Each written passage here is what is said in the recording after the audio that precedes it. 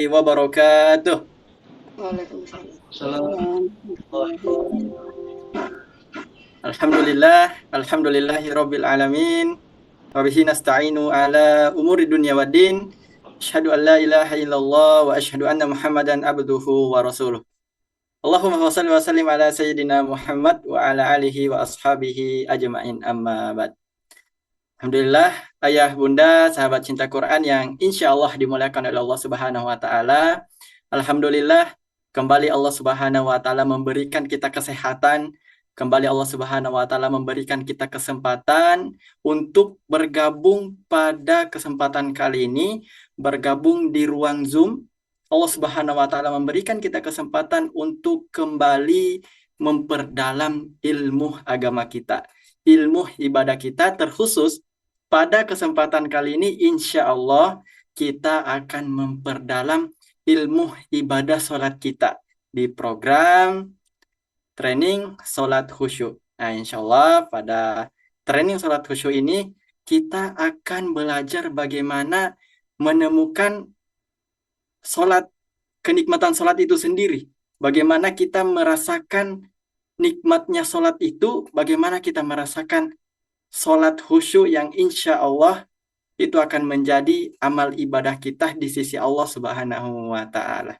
Nah, kemudian salawat menyertai salam kepada baginda Nabiullah Muhammad Sallallahu Alaihi Wasallam. Nah, ayah bunda, sahabat cinta Quran yang insya Allah dimuliakan oleh Allah Subhanahu wa Ta'ala.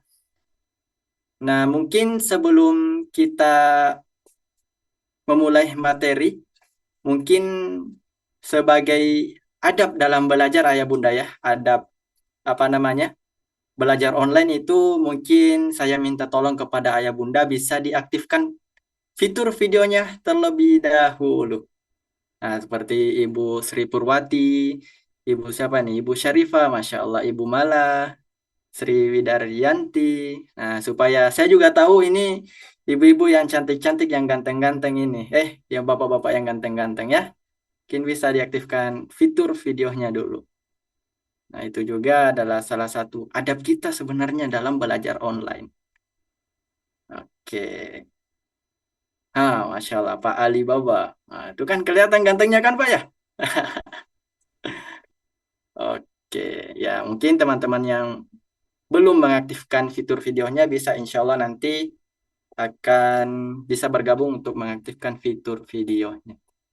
Nah, insya Allah Bapak-bapak, Ibu-ibu, sahabat cinta Quran, program belajar sholat khusyuk ini insya Allah ada 2 sesi ya. Nah, pertemuan pada kesempatan kali ini insya Allah di sesi pertama dan insya Allah besok di jam yang sama, insya Allah kita akan memasuki sesi kedua.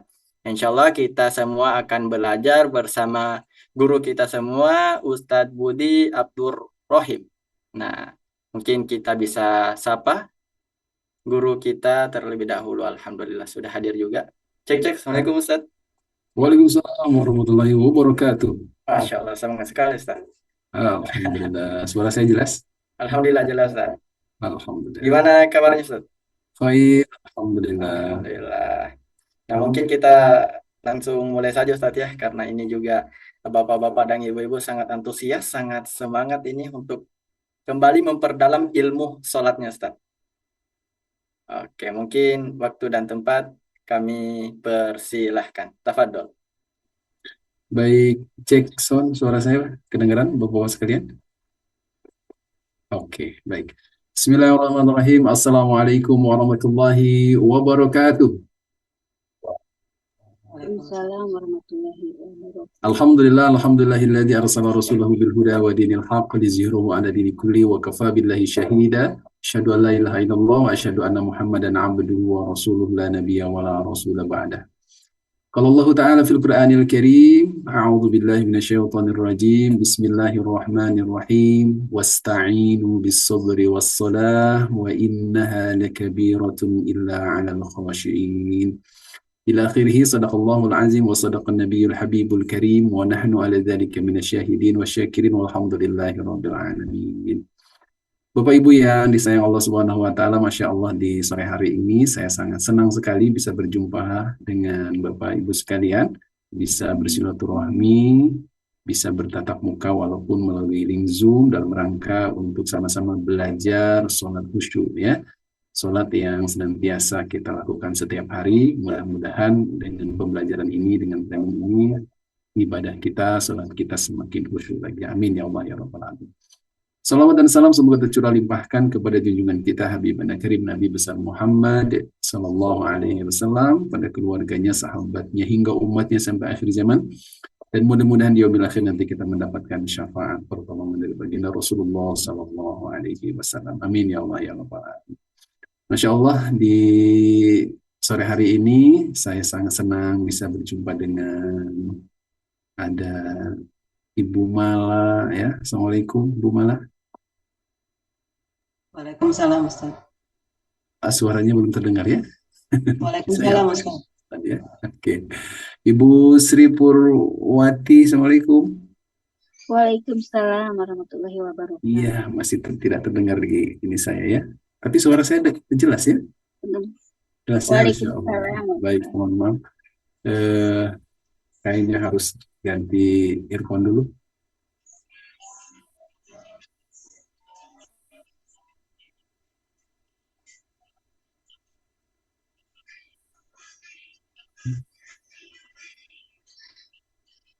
Oke. Assalamualaikum Bu Sri Purwati. Waalaikumsalam warahmatullahi wabarakatuh, Pak Ustaz. Alhamdulillah. Gimana sehat Bu Sri? Alhamdulillah. Alhamdulillah. Masya Allah ada Bu Sri, Bu Mala, Bu Novi ya. Assalamualaikum Bu Novi. Iya, masih belum aktif Bu Novi audionya. Diklik dulu. Ada gambar mic di situ. Cek. Nah, itu dia. Assalamualaikum Bu Novi. Ya, waalaikumsalam warahmatullahi wabarakatuh. Masya Allah. Gimana kabarnya, sehat Bu? Alhamdulillah, Rabbil Alamin. Alhamdulillah. Baik, makasih ya Bu Novi dan ibu-ibu sekalian sudah bergabung. Ada bapak-bapak nih ya yang paling ganteng nih, Pak Sahrial ya. Sahrial. Assalamualaikum. Waalaikumsalam. Masya Allah. Lagi di mana ini? Tempatnya bagus sekali nih Bu, Pak Sahrial nih. Di rumah Pak. Oh, di rumah, Masya Allah. Baik. Sehat Pak Sahrial ya? Alhamdulillah. Alhamdulillah. Tinggal di mana nih? Di Arca Manik, Bandung. Oh, di Bandung, Masya Allah. Orang Sunda tuh ya? Saya orang Palembang. Oh, orang Palembang, tapi ada di Bandung gitu ya? Oke, baik. Makasih Pak Sahrial yang sudah bergabung ya. Ada Bu Syarifah Nur Hanifah. Assalamualaikum Bu. Waalaikumsalam warahmatullahi wabarakatuh. Masya Allah, gimana kabarnya, sehat? Alhamdulillah sehat Ustaz. Alhamdulillah. Tinggal di mana Bu Syarifah? Di Pekanbaru Oh, Riau. di Riau, Masya Allah. Baik, selamat bergabung ya untuk sama-sama kita belajar dalam memperbaiki atau dalam kekhusyuan sholat kita. Baik Bapak Ibu yang rahmati Allah Subhanahu wa taala, izin share screen dulu ya. Sudah nampak? Sudah. Ya, oke, baik. Bapak Ibu yang rahmati Allah Subhanahu wa taala, ada istilah tak kenal maka Sayang. iya, kenalan Bu ya. Sudah kenal baru sayang-sayangan ya, jangan langsung sayang-sayangan belum kenal ya. Baik. Bapak Ibu yang rahmati Allah Subhanahu wa taala, izinkan perkenalan saya berikut dengan video ini ya.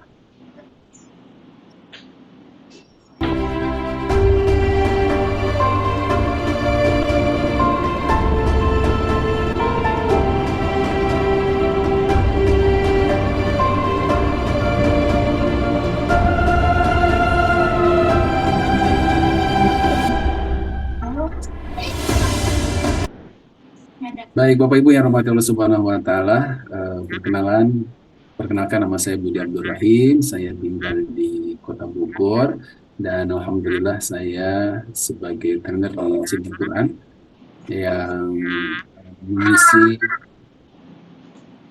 pelatihan sholat khusyuk ya Dan alhamdulillah saya juga sebagai trainer yang mengajarkan Al-Quran ke berbagai daerah di Indonesia, mulai dari Aceh sampai ke Papua, alhamdulillah. Bapak Ibu yang rahmati Allah Subhanahu wa taala, iya.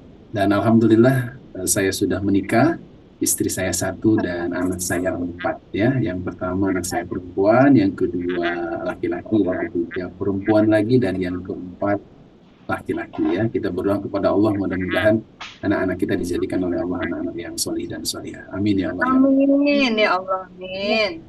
Baik Bapak Ibu sudah siap? Siap. Siap ya. Oke, baik. Sebagai pembuka saya senangnya survei dulu nih ya. Baik. Yang pertama Ibu-ibu, menurut Bapak Ibu, ya. Oke. Menurut Bapak Ibu kira-kira apa yang dimaksud dengan sholat khusyuk ya? Saya mau tanya ke Ibu Sri Purwati. Assalamualaikum Bu Sri. Waalaikumsalam. Oke, Bu Sri mohon Menurut izin. Kira-kira apa yang dimaksud dengan sholat khusyuk? menurut saya sholat khusyuk itu ya kita fokus ya, tidak mengingat apa-apa selain bacaan dan apa namanya ya. Pokoknya mengingat apa seolah kita berkomunikasi dengan Allah gitu kan. Oke. Ya. Oke. Sebenarnya bukan nggak ingat apa-apa sebenarnya, tapi ingat Allah sebenarnya ya.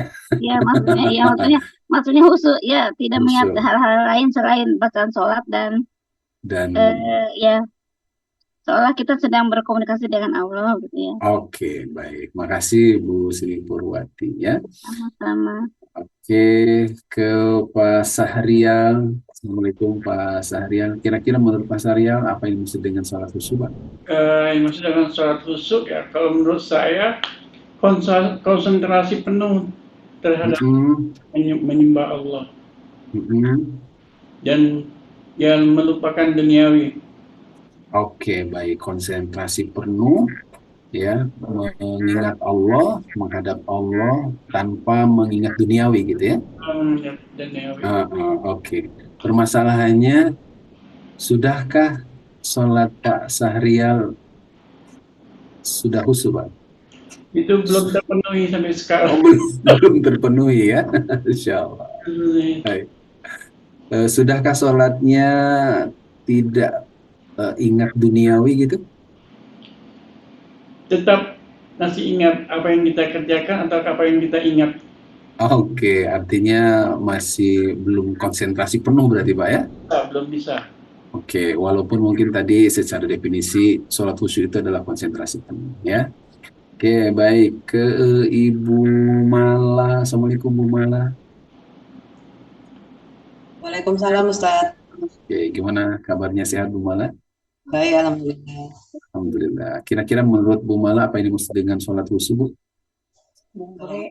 Sholat khusyuk itu ketika sholat kita fokus dengan apa yang kita lakukan beserta bacaannya, jadi tidak memikirkan yang lain-lainnya selain itu. Oke, baik. Pertanyaan selanjutnya, sudahkah sholat Bu Mala merasa sudah khusyuk? Belum. Belum juga ya. Oke, baik, insya Allah. Makasih Bu Mala ya. Oke, baik. Bapak Ibu yang rahmati Allah Subhanahu wa taala, ada beberapa faktor ya. Faktor apa yang membuat Anda tidak khusyuk ya? Sebenarnya ada beberapa faktor ya. Yang pertama adalah sholatnya tanpa persiapan. Ya, terkadang yang kita lakukan selama ini sholatnya adalah tanpa persiapan ya. Bangun tidur ya, langsung wudhu, kemudian sholat gitu ya, tanpa memikirkan bagaimana kondisi badan kita, tanpa memikirkan bagaimana pakaian kita dan sebagainya. Terkadang sangat berbeda, misalkan Bapak Ibu yang dirahmati Allah, ketika kita datang ke kondangan. Ya, adakah di antara Bapak Ibu datang ke kondangan dengan pakaian seadanya, menggunakan pakaian tidur, kemudian Bapak Ibu datang ke kondangan? Pernah begitu, Bapak Ibu? Pernah nggak? Enggak ya, pasti ada persiapan. Tapi terkadang kita sholat kita tanpa persiapan hari ini ya, yang sering kita lakukan. Berbeda misalkan ketika kita mau sholat Idul Fitri, mau sholat Idul Adha, tentu kita menggunakan pakaian yang bersih ya, kemudian kita mandi dulu ya. Tapi kalau sholat yang 5 waktu, terkadang tanpa persiapan, gitu ya. Nah, ini faktor yang faktor ya atau fakta sholat kita hari ini. Yang kedua ya, bahwa fakta sholat kita hari ini adalah sering terburu-buru ya, sholatnya sering terburu-buru ya, terutama ketika kita melaksanakan sholat tarawih ya. Sebentar lagi, sekitar 3 bulan lagi kita akan memasuki bulan Ramadan, dan kita menemukan banyak orang yang sholat ya, terutama sholat tarawih itu mungkin karena rokaatnya yang banyak, ada 23 rokaat, kemudian dia bacaannya ngebut, sholatnya ngebut ya. Misalkan Bismillahirrahmanirrahim, alhamdulillahirrahmanirrahim, arrahmanirrahim, maliki yaumiddin, iyyaka na'budu wa iyyaka nasta'in, ihdinas siratal mustaqim. Ada yang bacaan begitu Bapak Ibu? Fakta sholat ini. Ada? Ya. Nah, terkadang sholatnya terburu-buru ya, Allahu Akbar, udah gitu, udah salam aja gitu. Nah, ini adalah fakta sholat kita hari ini. Yang ketiga, tanpa penghayatan ya. Kira-kira sholat Bapak Ibu saat ini sudah dengan penghayatan Bapak Ibu? Sudah dengan penghayatan apa belum? Tanpa. Bilang penghayatan, tapi sekarang tiba-tiba hilang lagi penghayatannya. Oh gitu. Baik. Penghayatannya di awal ya, tapi setelah itu lupa lagi gitu ya. Oke, baik. Bapak Ibu yang rahmati Allah Subhanahu wa taala, coba bayangkan ketika kita melaksanakan sholat, kemudian kita menghayati apa yang kita baca. Sebagai contoh misalkan kita membaca surah Al-Fatihah. Iyyaka na'budu wa iyyaka nasta'in. Iyyaka na'budu, hanya kepadamu kami menyembah. Wa iyyaka nasta'in, dan hanya kepadamu kami memohon. Kalau kita mengatakan iyyaka, hanya kepadamu, kira-kira Allahnya ada atau nggak ada, Bapak Ibu? Ada atau nggak ada? Iyyaka, ya Allah, hanya kepadamu kami menyembah. Kira-kira Allahnya ada? Ada. Ada, Pak. Sama misalkan Bapak Ibu misalkan berkomunikasi dengan orang lain. Saya mau berbicara denganmu. Orang yang kita ajak bicara kira-kira ada nggak? Ada pasti. Ya. Nah, maka kalau kita dengan sholat kita dengan penghayatan iyyaka na'budu wa iyyaka nasta'in, hanya kepadamu ya Allah kami menyembah, hanya kepadamu ya Allah kami memohon pertolongan. Artinya Allah ada di depan kita. Pertanyaannya Bapak Ibu, sudahkah sholat kita menghadirkan Allah? Sudahkah dalam sholat kita menghadirkan Allah? Sudah atau belum? Sudah. Sudah ya? Ya. Oke. Kalau penghayatannya kira-kira? Nah, itu. Ini oke. Nah, itu dia yang jadi PR, Pak ya. Iya, baik. Makanya bukan hanya menghadirkan Allah, tapi tentu dengan penghayatan ya. Tapi fakta sholat hari ini kita menemukan banyak orang yang tanpa penghayatan. Yang selanjutnya, Bapak Ibu yang rahmati Allah Subhanahu wa taala, yang keempat ya. Fakta sholat kita hari ini adalah tanpa kesadaran ya. Refleks saja. Allahu Akbar, Allahu Akbar, Allahu Akbar ya. Tahu-tahu udah salam aja gitu ya. Atau bisa jadi mungkin ketika Bapak Ibu atau kita semuanya ketika sholat zuhur misalkan ya, ini sholatnya udah 4 rakaat atau 3 rakaat ya. Ada yang pernah mengalami begitu? Bapak Ibu? Ya, bisa jadi mungkin apa yang kita lakukan sering lupa atau tanpa kesadaran tadi ya. Baik, selanjutnya yang kelima ya, fakta sholat kita hari ini adalah hanya sebatas rutinitas ya, atau menggugurkan kewajiban saja. Yang penting sholat Ya, yang penting sholat. Kadang ada orang yang mengatakan demikian, padahal sholat itu bagian dari tiang agama. Ya, as-sholatu imaduddin. Sholat itu adalah bagian dari tiangnya agama. Ya, atau bahkan dalam hadis yang lain, bunyal Islam ala khamsin.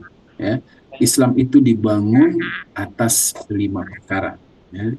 Syahadati alla ilaha illallah wa asyhadu anna Muhammadar Rasulullah. Ya, yang pertama adalah syahadat tiada Tuhan selain Allah dan Nabi Muhammad adalah utusan Allah. Ya, wa iqamis sholati. Kemudian yang kedua, Islam dibangun atasnya adalah sholat. Jadi orang yang membedakan orang kafir dan orang beriman adalah sholat.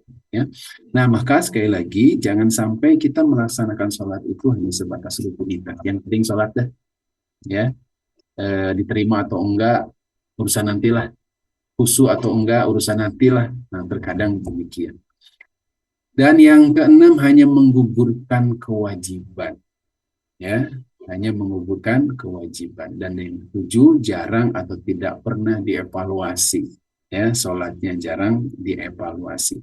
Baik Bapak Ibu yang hormati Allah, mau megang handphone Bapak Ibu? Ada handphone di depan Bapak Ibu semuanya?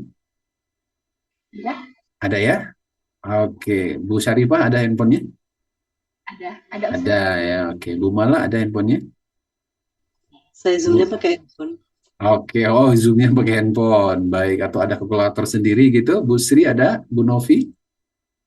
Bu atau Pak Sahrial? Ada. Ada ya, Pak Alibaba, Pak Anita, Mbak Nita, mohon maaf. Ada ya? Pak. Ada, oke. Pak Lili ada? Bu Nirma, Bu Sri Widaryanti, oke. Mohon dibuka kalkulatornya, Bapak Ibu. Ya, saya juga akan buka handphone saya. Ya. Kalkulatornya dibuka. Oke. Diketik Bapak Ibu umur Bapak Ibu masing-masing, umurnya berapa? Nah, kalau saya misalkan 41, ditulis di situ 41. Kalau Pak Ali Bapak umurnya berapa, Pak? 34, Pak. 34, masih muda ya, Insya Allah, luar biasa ya. Pak Ali Bapak, oke. Ditulis masing-masing, umur masing-masing, ditulis, sudah? Sudah, Pak. Dikurangi 15. Kemudian diklik sama dengan ya. Sudah sama dengan? Umur kita dikurangi 15, kemudian sama dengan. Oke. Setelah itu dikali 5. Sama dengan lagi. Oke, hasilnya dikali 5 sama dengan. Setelah itu dikali lagi 365. 365. Hasilnya dikali 365 sama dengan. Oke. Pak Alibaba dapat angka berapa, Pak? 34.675, Pak. Oke, 34.000 ya. Oke, 34.000 ya. 34.000 berapa, Pak? 675. 675. Baik. Bu Syarifah ketemu nomor berapa? Angka berapa? 56.575. 56.575. 575. Baik, Bu Syarifah ya. Oke. Ada yang lebih tinggi dari Bu Syarifah? Bu Sri, berapa Bu Sri? Ada Bu Sri Purwati, ada berapa Bu Sri Purwati? Saya tertua mungkinnya di kelas Zoom ini. 78.475. 78.475. 75. Oke, baik. Sudah nenek-nenek saya. Oh, sudah nenek. Kelihatan masih muda, Bu. Sudah punya cucu. Oke, baik. Bu Mala berapa, Bu Mala? Ya, 52.925. Oh, 52.925. Berapa? 925. 925. Baik, insya Allah. Kalau Pak Syahrial berapa? 89.425. Oh, ada yang lebih tinggi nih, 89.425. 425. Saya Masya kira Allah. saya yang tertua. Ternyata ada yang lebih tua, Bu Sri ya, Pak Syahrial. Eh, Oke, baik. Pak Syahrial, kira-kira nomor itu nomor apa, Pak? Angka itu angka apa kira-kira? Angka selama kita sholat ya. Apa itu? Selama kita sholat, setelah? Ya, sampai hari ini. Oke, baik. Makasih Pak Syahrial. Betul sekali, ini adalah sholat kita sejak balik. Ya, sholat. Dan ini adalah sholat yang akan dihisab oleh Allah Subhanahu wa Ta'ala. Ya, karena sholat itu, Bapak Ibu yang hormati Allah, ya. Jadi Pak Alibaba sudah melaksanakan sholat dari balik ya di angka 34.675 ya. Pak Ibu Syarifah ya telah melaksanakan sholat dari balik sampai detik ini itu sekitar 56.575 ya. Bu Sri Purwati ya dari balik sampai detik ini itu sekitar 78.475 ya. Dan Pak Syahrial ya, beliau yang paling tinggi kayaknya. Ada yang lebih tinggi dari Pak Syahrial? 89.425. Ada yang lebih tinggi? Ada? Kayaknya paling tinggi ya. Insya Allah. Bapak Ibu yang rahmati Allah Subhanahu wa Ta'ala, sadarkah kita bahwa angka itulah yang akan pertama kali dihisab oleh Allah. Inna awwala ma yuhasabu bihil abdu yaumal qiyamah as-shalah. Sesungguhnya yang pertama kali yang akan dihisab oleh Allah, yang akan diperhitungkan oleh Allah Subhanahu wa Ta'ala pada hari kiamat, yaitu sholatnya. Bapak Ibu yang rahmati Allah Subhanahu wa Ta'ala, sadarkah kita sudah sebanyak itu sholat yang akan kita pertanggungjawabkan di hadapan Allah Subhanahu wa Ta'ala? Sudahkah sholat yang dengan ribuan tadi, sudahkah sholat kita lakukan dengan khusyuk? Sudah atau belum? Insya Allah. Bapak Ibu yang rahmati Allah Subhanahu wa Ta'ala, maka disinilah pentingnya kita sama-sama akan belajar sholat khusyuk, gitu ya. Dan sebagai landasan, Bapak Ibu yang rahmati Allah, Allah Subhanahu wa Ta'ala berfirman dalam surah Al-Mulk ayat kedua, A'udzubillahi minasyaitonirrajim, alladzi khalaqal mauta wal hayata liyabluwakum ayyukum ahsanu amala wa huwal azizul ghafur. Dialah Allah yang menciptakan mati dan hidup ya, untuk menguji kalian siapakah di antara kalian yang amalnya terbaik ya. Ada kalimah ahsanu amala. Allah menguji kita semuanya siapakah di antara Bapak Ibu yang amalnya terbaik. Dan Allah bukan mengatakan aksaru amala, amalnya terbanyak. Justru Allah melihat, menilai amal kita terbaik ya. Wa huwal azizul ghafur. Dialah Maha Perkasa lagi Maha Pengampun. Ya, jadi amal terbaik itu Bapak Ibu, ya tentu para ulama menjelaskan niatnya ikhlas karena Allah dan caranya sesuai dengan sunnah Rasulullah Shallallahu Alaihi Wasallam. Ya, jadi bukan banyaknya sholat yang harusnya kita kejar gitu.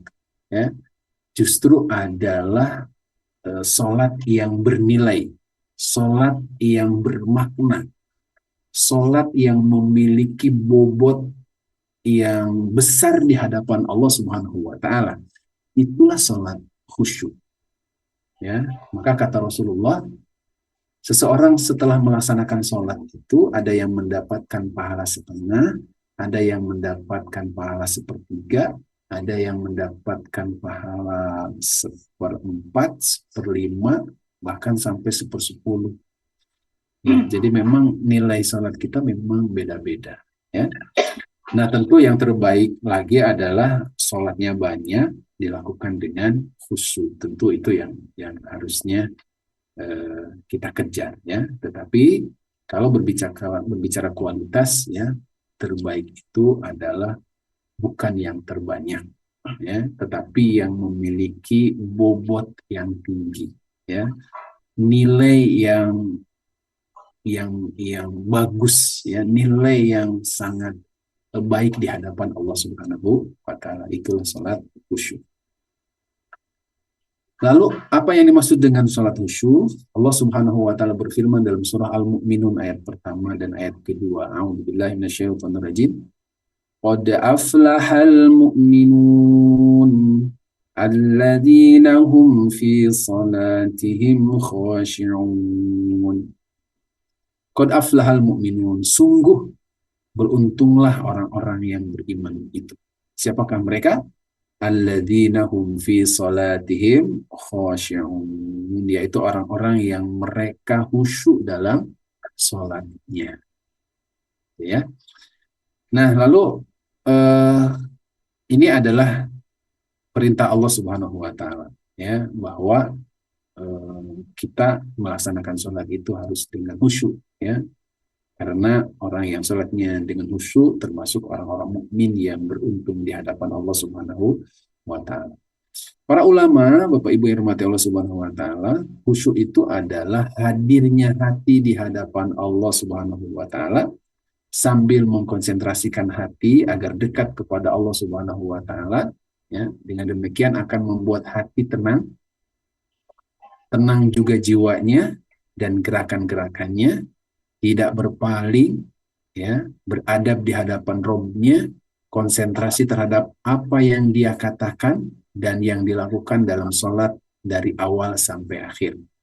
Jauh dari was-was syaitan, ya, dan pemikiran yang jelek, dan khusyuk ini merupakan ruhnya sholat. Masya Allah. Bapak Ibu yang dirahmati Allah Subhanahu wa Ta'ala, kalau jiwa kita, ya, itu ada karena adanya ruh, gitu ya.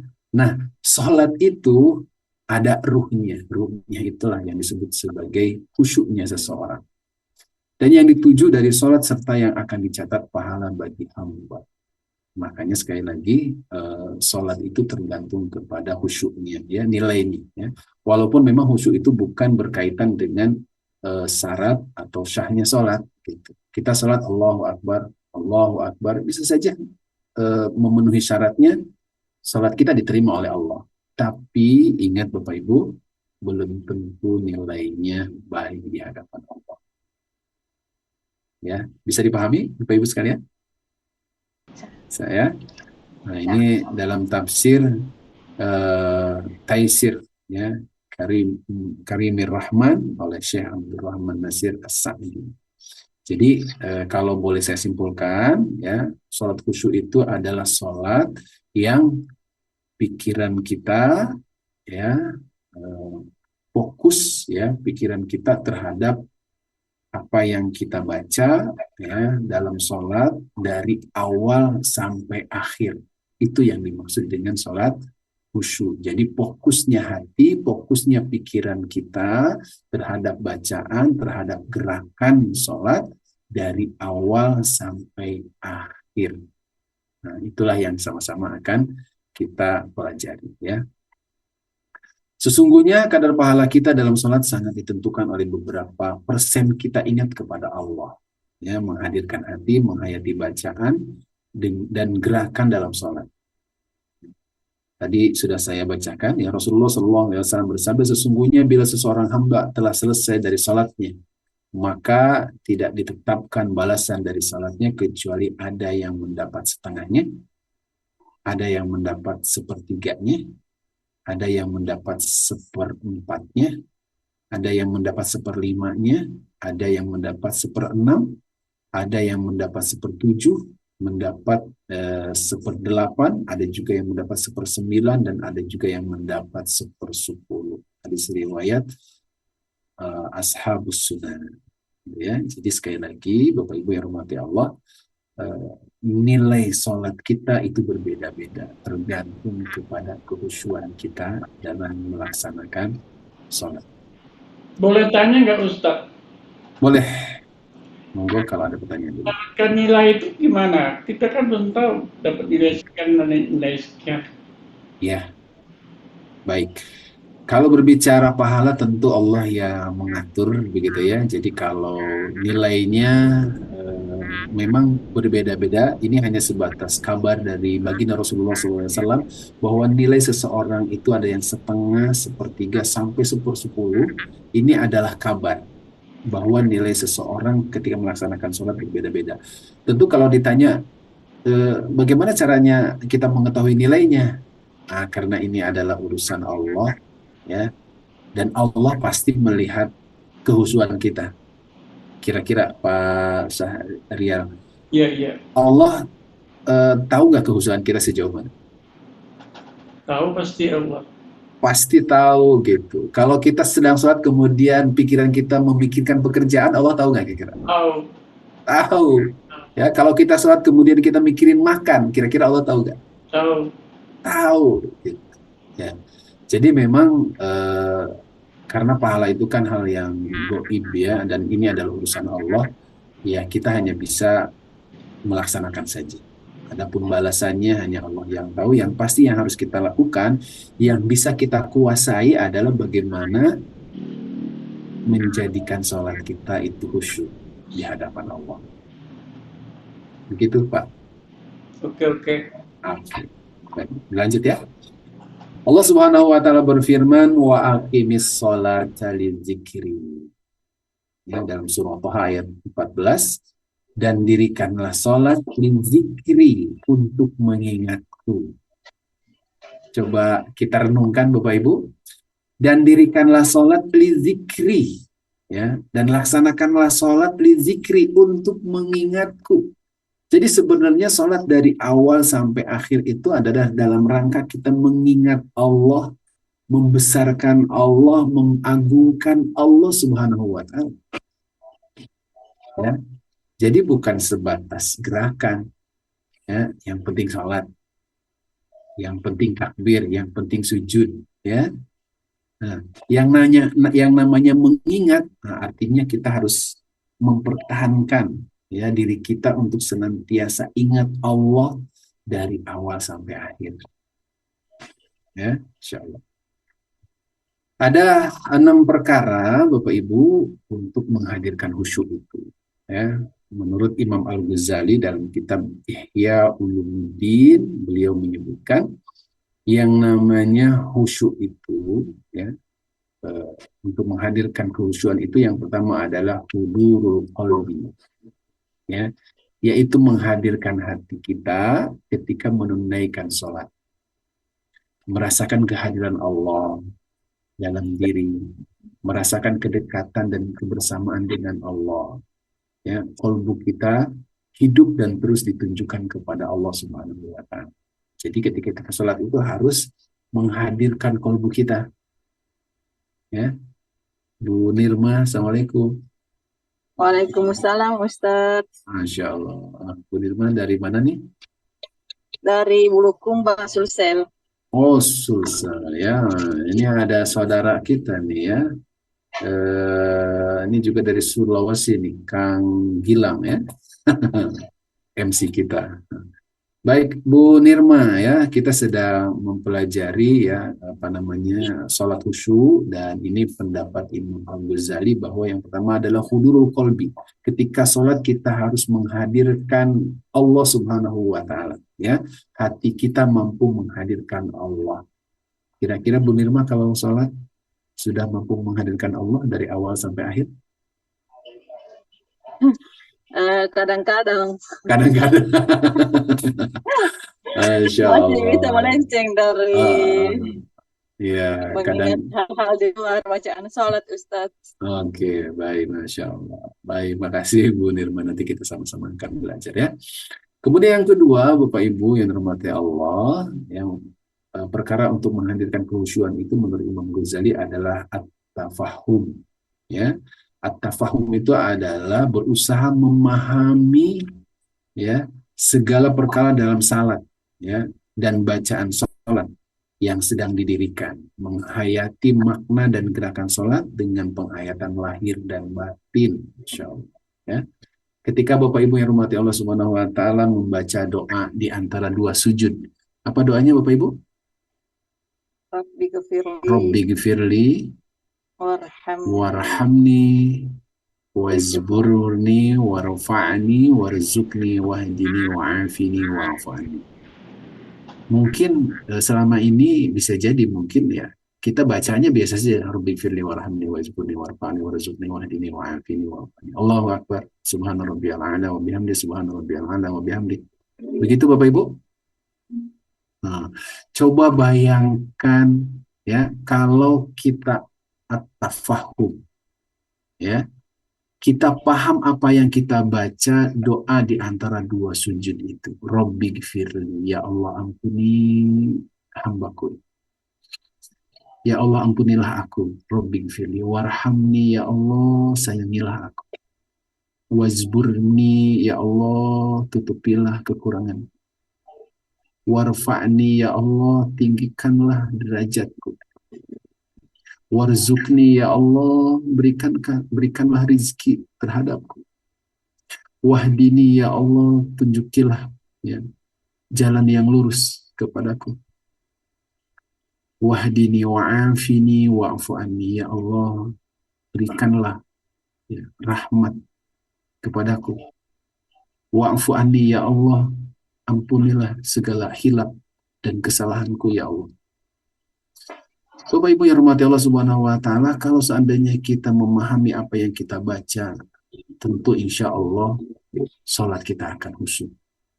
Cuman masalahnya tadi ya, mungkin kita belum tafahum, ya, belum memahami apa yang kita baca dalam sholat. Ya. Padahal dalam sholat itu banyak doa-doa yang kita panjatkan kepada Allah Subhanahu.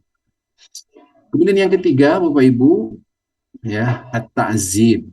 Ya, perkara untuk menghadirkan kekhusyuan adalah menurut Imam Al-Ghazali at-ta'zim. Apa itu? Yaitu merasakan kebesaran Allah dengan merasakan bahwa diri kita itu kecil, hina, lemah, dan tidak berdaya di hadapan Allah Subhanahu wa taala. Coba bayangkan Bapak Ibu ketika Bapak Ibu melaksanakan sujud, ya, di mana sujud itu posisi kepala kita di bawah, ya, dan mohon maaf pantat kita ada di atas. Artinya apa kira-kira Bapak Ibu?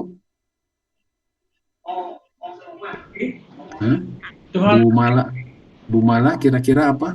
Ketika sujud itu kepala kita di bawah, bahkan mohon maaf pantat kita ada di atas. Maksudnya apa? Kira-kira? Berada pada posisi yang paling rendah di hadapan Allah. Masya Allah, betul sekali ya. Bahwa kita sedang menghinakan diri kita di hadapan Allah. Kepala kita yang biasanya di atas, ya mohon maaf, di bawah pantat kita, itu menunjukkan bahwa kita itu adalah hina dan kita sedang mengagungkan Allah Subhanahu wa taala. Subhana rabbiyal a'la wa bihamdi. Maha suci Allah yang maha tinggi, wa bihamdi, dan hamba ini memujinya. Bapak Ibu yang rahmati Allah Subhanahu wa taala, ini yang ketiga. Yang keempat, ya, perkara untuk menghadirkan khusyuk adalah haibah. Apa itu haibah? Merasa takut terhadap kekuasaan dan kebesaran Allah. Ketika berada di hadapannya, merasa takut terhadap kemurkaan dan azabnya, merasa takut melanggar perintahnya. Insyaallah. Coba bayangkan Bapak Ibu ketika kita mengucapkan takbir Allahu Akbar, kita sedang mengagungkan Allah. Allah Maha Besar. Ya, kita sedang memuji Allah. Kita sedang menghadap Zat yang Maha Hebat. Maka harusnya ada rasa takut pada diri kita, ya, karena kita sedang menghadap Allah Subhanahu wa taala, kita takut diazab siksa Allah, kita takut ya berada dalam api neraka Allah Subhanahu wa taala yang Allah ciptakan untuk manusia, untuk jin dan manusia. Ya, Masya Allah, kita berlindung mudah-mudahan bukan kita yang dijadikan oleh Allah sebagai penghuni neraka. Ya, amin ya Allah. Kemudian yang kelima, Bapak Ibu, perkara untuk menghadirkan kehusuan adalah ar-roja. Apa itu ar-roja? Yaitu senantiasa menaruh harapan besar kepada Allah. Mudah-mudahan sholat yang dikerjakan akan diterima oleh Allah Subhanahu wa Ta'ala. Berharap agar doa dan munajat kita dikabul oleh Allah Subhanahu wa Ta'ala. Jadi sholat itu harus ada harapan. Ya, kita berharap sholat kita diterima oleh Allah. Kita berharap sholat kita bernilai di hadapan Allah. Ya, jangan sampai kita melaksanakan sholat, tapi ternyata tidak ada nilainya di hadapan Allah. Ya, nol nilainya di hadapan Allah. Nauzubillah. Kemudian yang keenam, al-haya, yaitu merasa malu terhadap Allah atas segala kekurangan dan kecacatan yang terdapat di dalam sholat. Ya, merasa malu terhadap salah dan dosa, merasa malu terhadap kekurangan, kelemahan, dan kekerdilan diri yang selalu terjadi berulang-ulang. Ya, jadi harus merasa malu di hadapan Allah Subhanahu wa Ta'ala. Ini perkara untuk menghadirkan kehusuan. Maka Allah Subhanahu wa Ta'ala berfirman dalam surah Al-Baqarah ayat 45-46, A'udzubillahi minasyaitonir rajim, wasta'inu bis-sabri was-salah wa innaha lakabiratun illa 'alal khashiyin. Dan mohonlah pertolongan kepada Allah dengan sabar dan sholat. Dan sholat itu sesungguhnya berat. Wa innaha lakabiratun. Sesungguhnya sholat itu berat. Illa 'alal khashiyin, kecuali bagi orang-orang yang khusyuk dalam sholatnya. Siapakah dia? Alladzina yadhunnuna annahum mulaqu rabbihim wa annahum ilaihi raji'un. Yaitu mereka yang yakin bahwa mereka akan menemui Tuhannya dan bahwa mereka akan kembali kepadanya. Ya. Jadi memang sholat khusyuk itu berat. Ya, memang kata Allah juga berat. Ya, melaksanakan sholat itu berat kecuali bagi orang-orang yang khusyuk dalam sholat. Baik, Bapak Ibu yang rahmati Allah Subhanahu wa Ta'ala, dalam tafsir fi usul tafsir Syekh Abdul Rustah menegaskan ayat tadi, mereka meyakini kematian dan pasti kembali kepada Allah setelah Dia bangkitkan dari kematian, sehingga mereka bersegera melaksanakan sholat dan bersungguh-sungguh melakukannya, agar ketika bertemu dengan Allah dia meridai sholatnya, insyaallah. Ya, jadi kalimat wasta'inu bis-sabri was-shalah itu menegaskan bahwa sholat seseorang itu harus bersegera melaksanakan sholat dan juga bersungguh-sungguh dalam melakukannya. Artinya melaksanakan sholatnya itu dengan kehusyuan. Ya, dengan kehusyuan. Baik.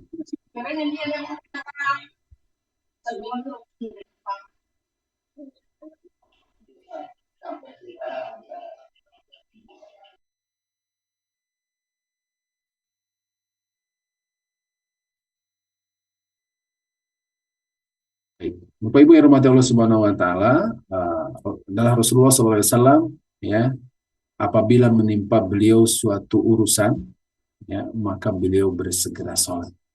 Beliau bersabda, rehatkan kami dengan sholat, wahai Bilal. Insyaallah, hadis riwayat Abu Dawud. Jadi kalau ada masalah, sebenarnya diperintahkan oleh Allah. Ya, kalau kita menghadapi masalah, maka atau kita kecapean, ada masalah, ada pekerjaan yang berat buat kita, ya, rehatlah dengan sholat. Ya, Insya Allah, luar biasa. Kemudian tempat khusyuk itu di mana? Nah, di hati, ya, tempat khusyuk itu adalah adanya di hati, sedangkan buahnya akan tampak pada anggota badan. Ya, baginda Rasulullah SAW bersabda, ya, diriwayatkan dari Nabi SAW, beliau SAW memperhatikan seseorang sedang mempermainkan jenggotnya dalam keadaan sholat. Kemudian beliau SAW bersabda, jika hatinya khusyuk, maka khusyuk pula badan.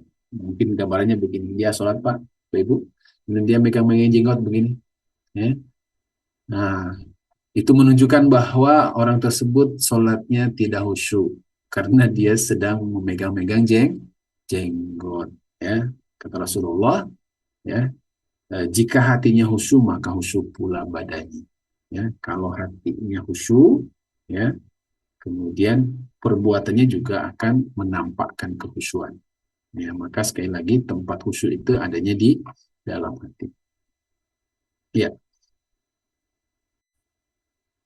Balasan salat khusyuk, Bapak Ibu, ya, dalam hadis riwayat Imam Muslim, apabila dia berdiri untuk mengerjakan salat, kemudian memuji dan mengagungkan Allah dengan pujian yang pantas bagi Allah, dia menghusyukkan hatinya untuk Allah, kecuali dia berpisah dengan kesalahannya sebagaimana keadaannya pada hari dilahirkan oleh ibunya. Masya Allah.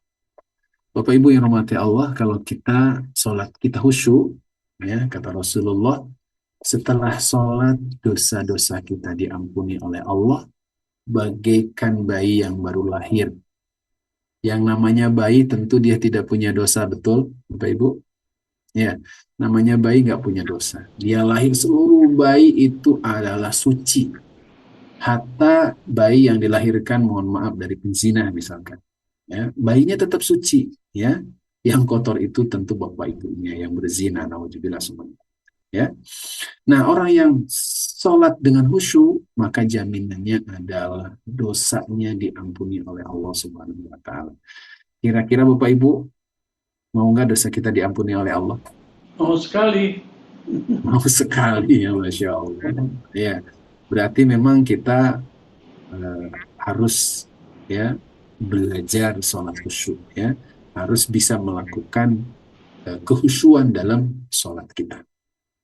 Baik, faktor-faktor yang membantu kekhusyuan kita, Bapak Ibu yang rahmati Allah Subhanahu Wa Taala, yang pertama adalah badannya. Ya, badan kita harus segar, ya, badannya harus segar. Oke, baik. Tidak letih, ya, tidak lapar, ya, tidak mengantuk. Kemudian badannya juga tidak menahan buang air. Ya. Dari Aisyah radhiyallahu an, ia mendengarkan, ya, bahwa Rasulullah SAW bersabda, tidak ada sholat ketika makan sudah dihidangkan atau sambil menahan dua hadas. Ya.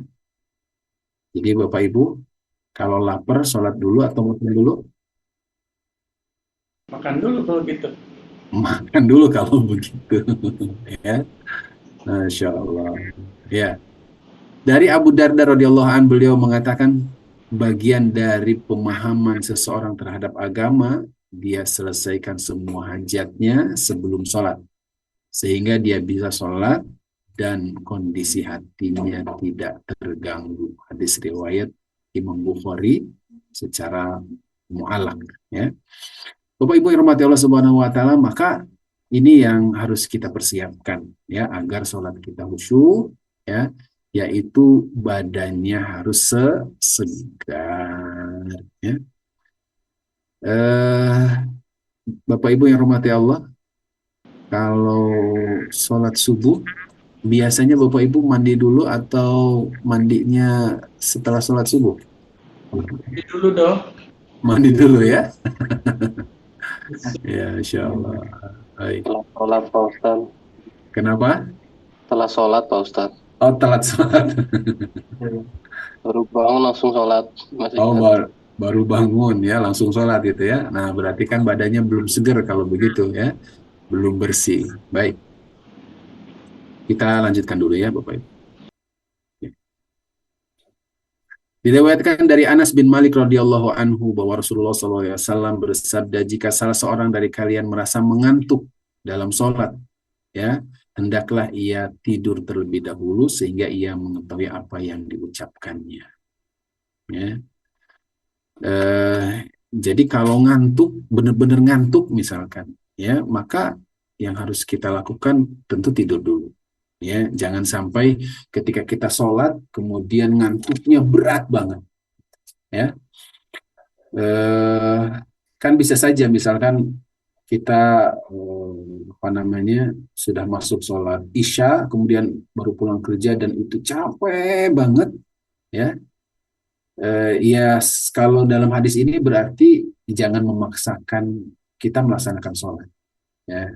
Harusnya adalah tidur dulu, ya.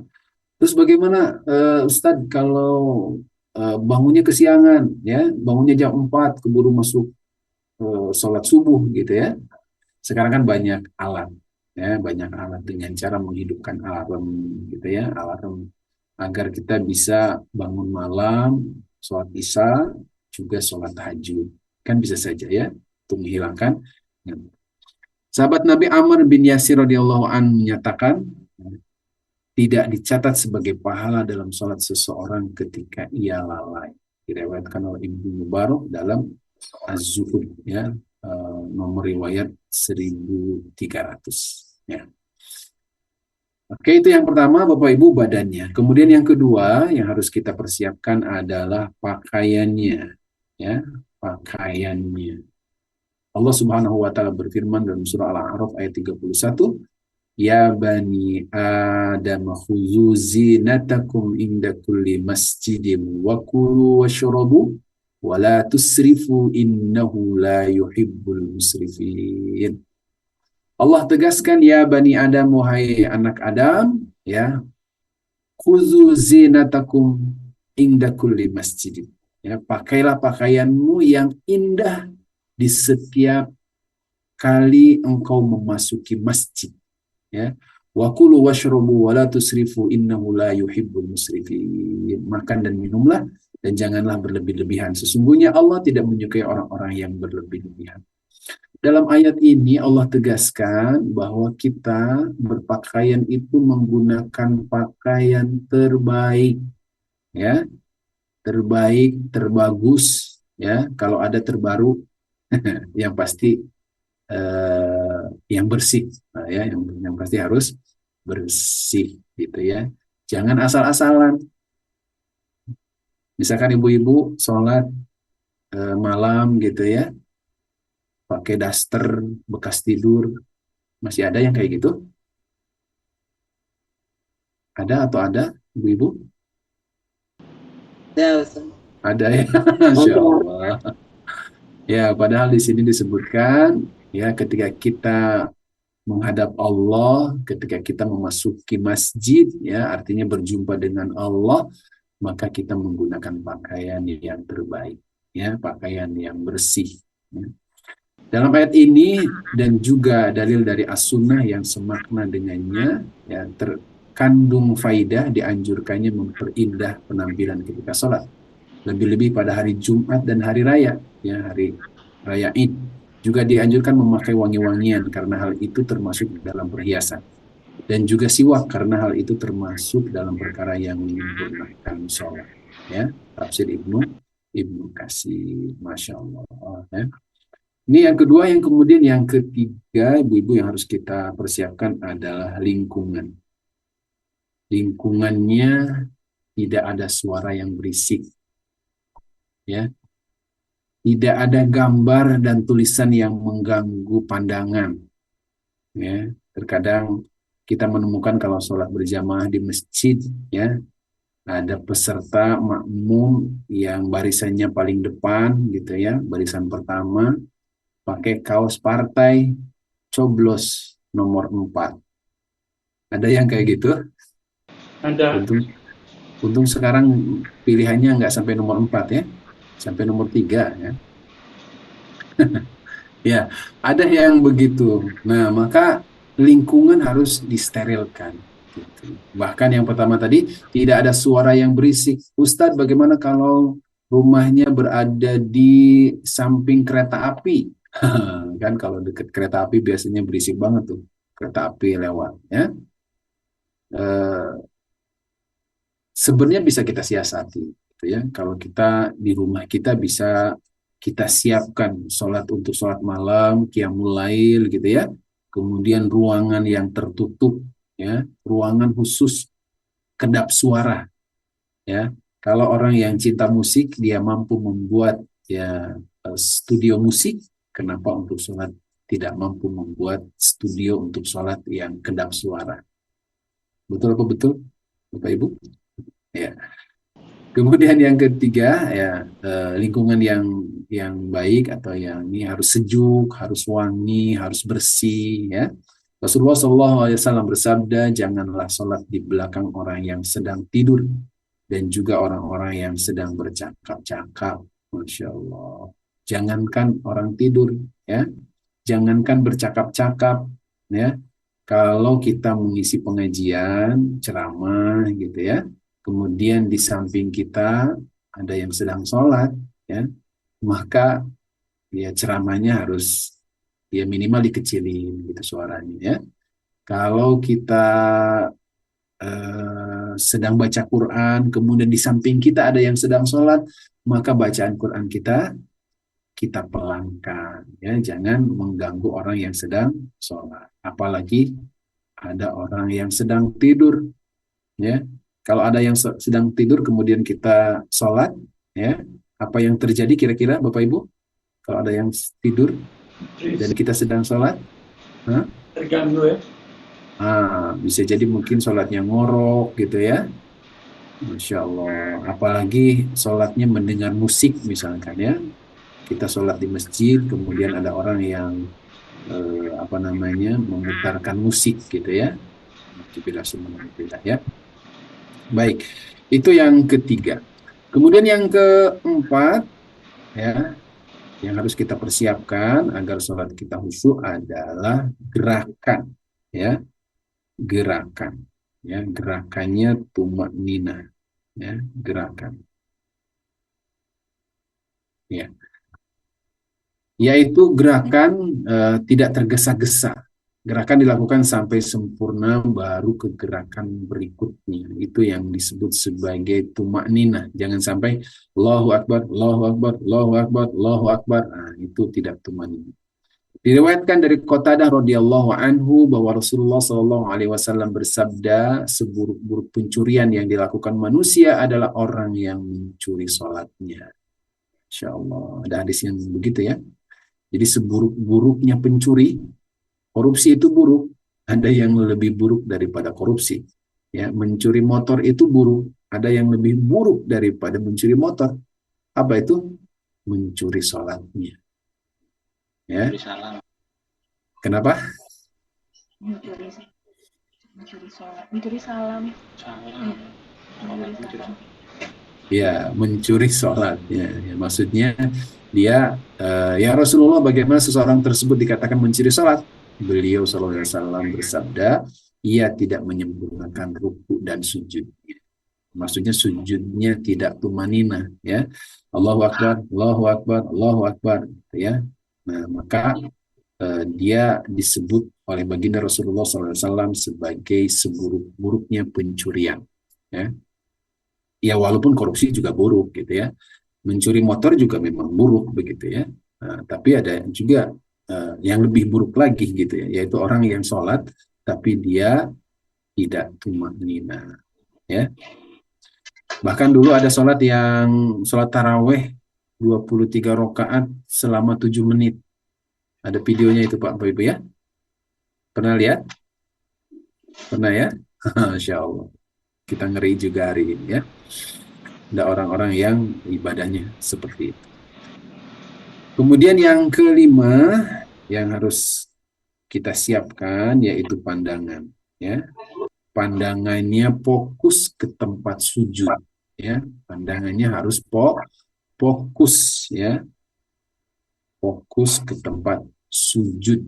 Baginda Rasulullah SAW ya bersabda, ya Rasul masuk ke Ka'bah untuk mengerjakan sholat dalam keadaan pandangan beliau tidak meninggalkan tempat sujudnya, terus mengarah ke tempat sujud sampai beliau keluar dari Ka'bah. Hadis riwayat Al-Hakim dan Al-Baihaqi. Jadi riwayatnya kalau dulu itu Bapak Ibu, seseorang itu sholat itu menghadapnya bukan ke tempat sujud, tapi dia ke atas, ke langit.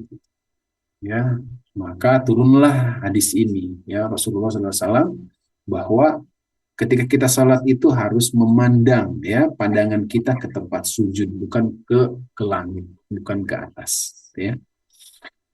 Dan yang keenam ya yang harus kita persiapkan agar sholat kita khusyuk adalah hati dan pikiran. hati dan pikiran. Pikiran. Juga harus fokus konsentrasi. Menghadirkan Allah Subhanahu wa Ta'ala dalam hati, ingat sedang menghadap Allah, zat yang maha besar. Ya. Ingat mati dan ingat hisab, sehingga sholatnya kita lakukan dengan sungguh-sungguh. Kemudian memahami dan menghayati setiap gerakan dan bacaan sholat kita. Ya. Bahkan Imam Ali Zainal Abidin, ya Ali bin Al-Husain bin Ali bin Abi Thalib, ya radhiyallahu an, beliau adalah cicit ya Nabi Shallallahu Alaihi Wasallam.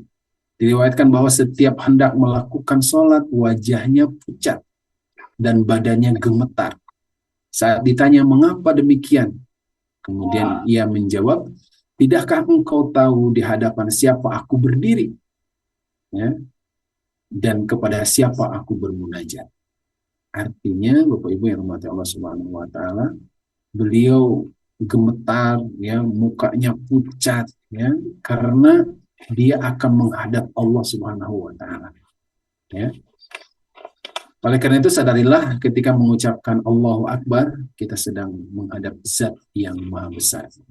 Maha segalanya sedang melihat kita dan akan menghisab sholat kita. Sebaliknya, diri kita hina, ya hina dina, lemah, berlumur dosa, tidak layak menyombongkan diri di hadapan Allah Subhanahu wa Ta'ala. Ya. Nah, itu yang Oke.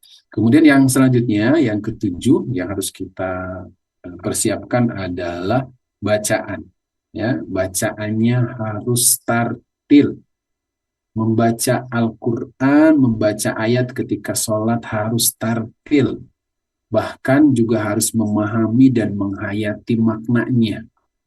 Karena Allah Subhanahu wa Ta'ala berfirman, warattilil Qur'ana tartila, bacalah Al-Qur'an dengan tartil, ya, Quran Al-Muzammil, ayat yang keempat. Apa itu tartil, Bapak Ibu? Apa yang dimaksud dengan tartil?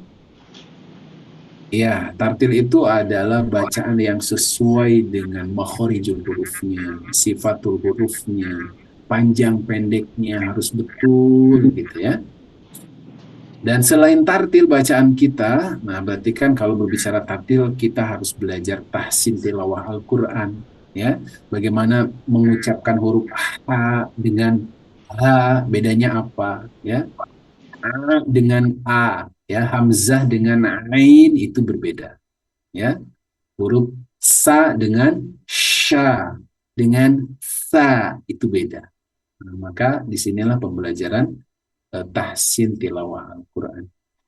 Dan bahkan bacaan kita bukan hanya tartil, kita harus memahami dan menghayati maknanya. Allah Subhanahu wa Ta'ala berfirman dalam surah Muhammad ayat 24, afala yatadabbaruna al-Quran am ala qulubin aqfaluha. Maka tidakkah mereka merenungkan Al-Quran atau hati mereka terkunci? Ya. Ali bin Abi Thalib berkata, sesungguhnya tidak ada kebaikan dalam ibadah tanpa disertai ilmu. Dan tidaklah berarti suatu ilmu yang tidak dibarengi pemahaman. Dan bacaan tidak berguna tanpa perenungan. Masya Allah. Jadi memang apa yang kita baca itu harus paham. Itu makna membaca. Jadi membaca itu bukan hanya sebatas menghafalkan, tapi harus memahami apa yang kita baca. Maka Bapak Ibu yang rahmati Allah Subhanahu wa Ta'ala, di Cinta Quran kita bukan hanya belajar khusyuk sholat, ya, sholat khusyuk, tetapi ada pembelajaran tahsinul Quran, ya, ada juga tadabbur Al-Quran, ada juga belajar bahasa Arab. Nah, ini PR-PR kita ya, agar ibadah kita semakin khusyuk, ya. Jadi ada berapa ibu-ibu yang harus kita persiapkan? Ada 7. Yang pertama apa? Masih ingat?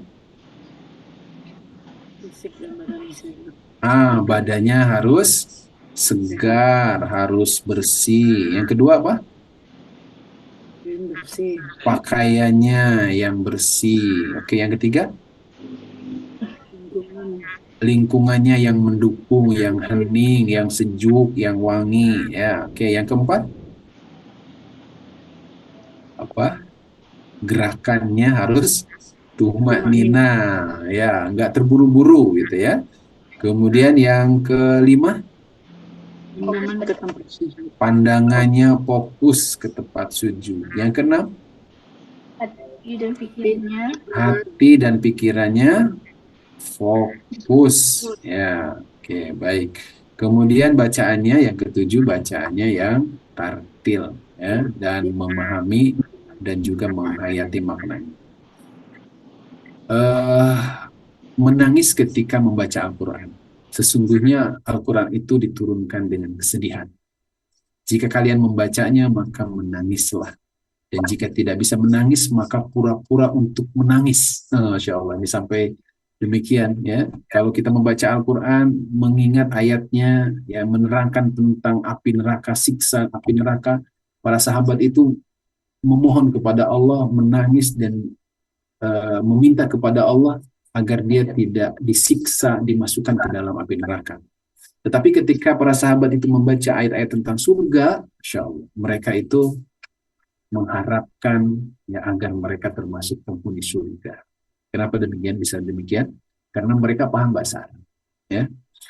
Baik, Bapak Ibu, mari kita sama-sama dengarkan lantunan ayat ya, dan kita pahami maknanya ya, dan mari kita sama-sama rasakan apa bedanya membaca ayat dengan makna dengan membaca ayat tanpa memahami makna.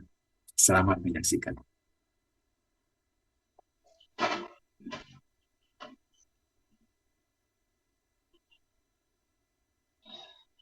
Bismillahirrahmanirrahim. والفجر وليال عشر والشفع والوتر والليل إذا يسر هل في ذلك قسم لذي حجر ألم تر كيف فعل ربك بعاد إرم ذات العماد التي لم يخلق مثلها في البلاد وثمود الذين جابوا الصخر بالواد وفرعون ذي الأوتاد الذين طغوا في البلاد فأكثروا فيها الفساد فصب عليهم ربك سوط عذاب إن ربك لبالمرصاد فأما الإنسان إذا ما ابتلاه ربه فأكرمه ونعمه فيقول ربي أكرمن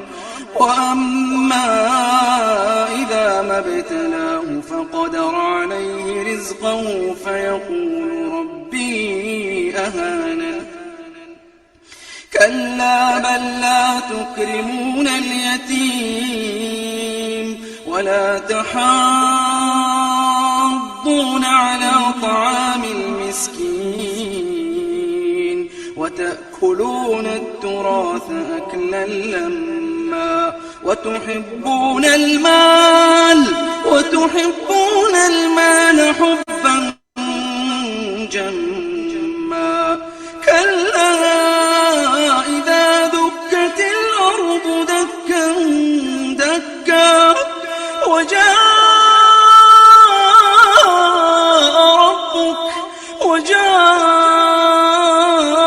ربك والملك صفا صفا وجيء يومئذ بجهنم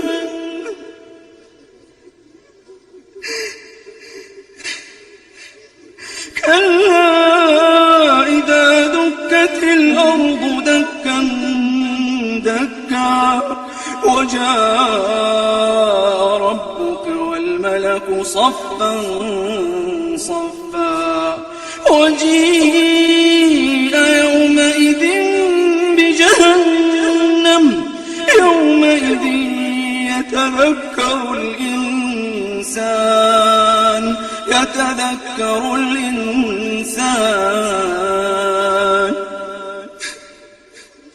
يومئذ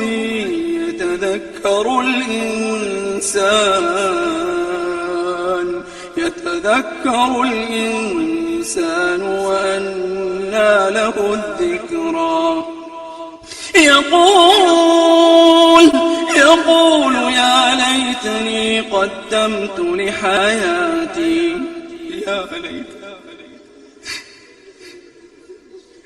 يقول يا ليتني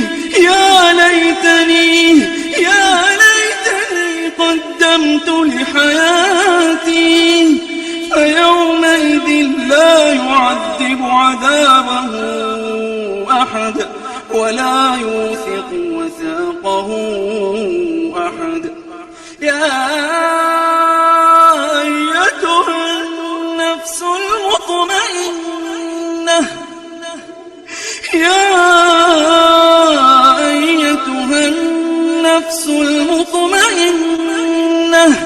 ارجعي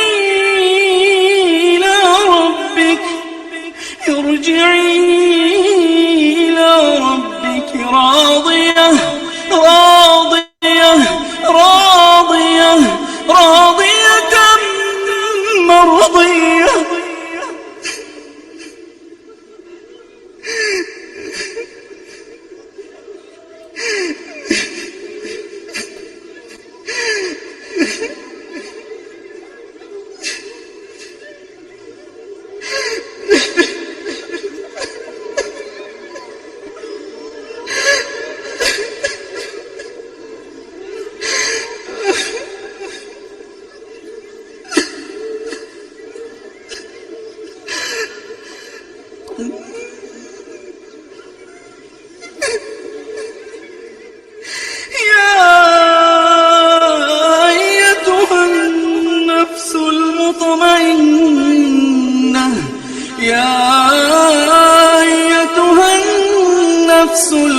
المطمئنة ارجعي إلى ربك راضية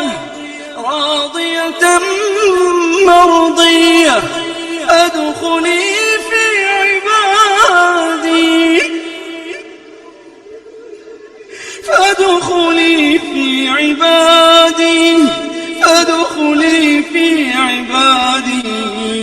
فادخلي في عبادي وادخلي جنتي اللهم اجعل نفوسنا اللهم اجعلنا من النفس اللهم اجعلنا من هذه النفس المطمئنة اللهم اجعل نفوسنا برحمتك يا رحمن. Baik, Bapak Ibu yang berhormati Allah Subhanahu wa Ta'ala, gimana kalau perasaan Bapak Ibu kalau mendengarkan ayat dengan menghayati maknanya? Apa yang dirasakan mulai Sa'adah? Assalamualaikum. Perasaan semakin ada ketakutan, ada kekhusyukan, ada kenikmatan juga, dan lebih kepada seperti ayat tadi itu rasa takut. Mungkin itu nanti akan menyebabkan kita menjadi khusyuk. Jadi kalau sholat memang harus kita tahu makna apa yang kita baca. Terima kasih Bu Lailis. Pak Syahrial, barangkali gimana perasaannya? Ya, perasaan makin cemas aja.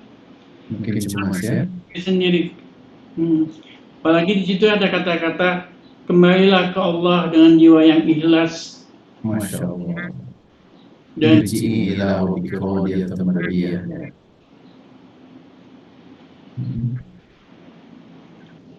Ya, baik. Makasih Pak Syahrial ya. Atau ada yang lain, Bu-Ibu, yang mau berpendapat kalau kita membaca ayat Al-Quran atau mendengarkan ayat Al-Quran dengan memahami maknanya, apa yang kita rasakan? Ada yang mau berkomentar? Monggo. Selain Bu Lailis dan Pak Syahrial tadi, ada?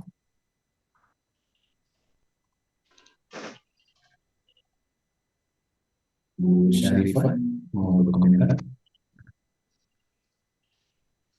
Lebih tenang, ada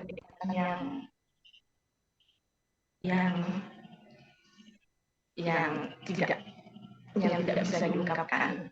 Insya Allah. Baik. Terima kasih Bu Syarifah ya. Bagi ibu-ibu yang dirahmati Allah Subhanahu wa taala, itulah memang pentingnya kita memahami bacaan yang kita baca ketika sholat.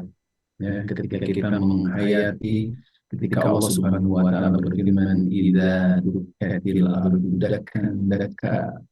Ketika bumi itu digoncangkan, ya, digoncangkan, ya, dakang daka, ada penguat di situ, dakang daka, dengan segoncang-goncang ini.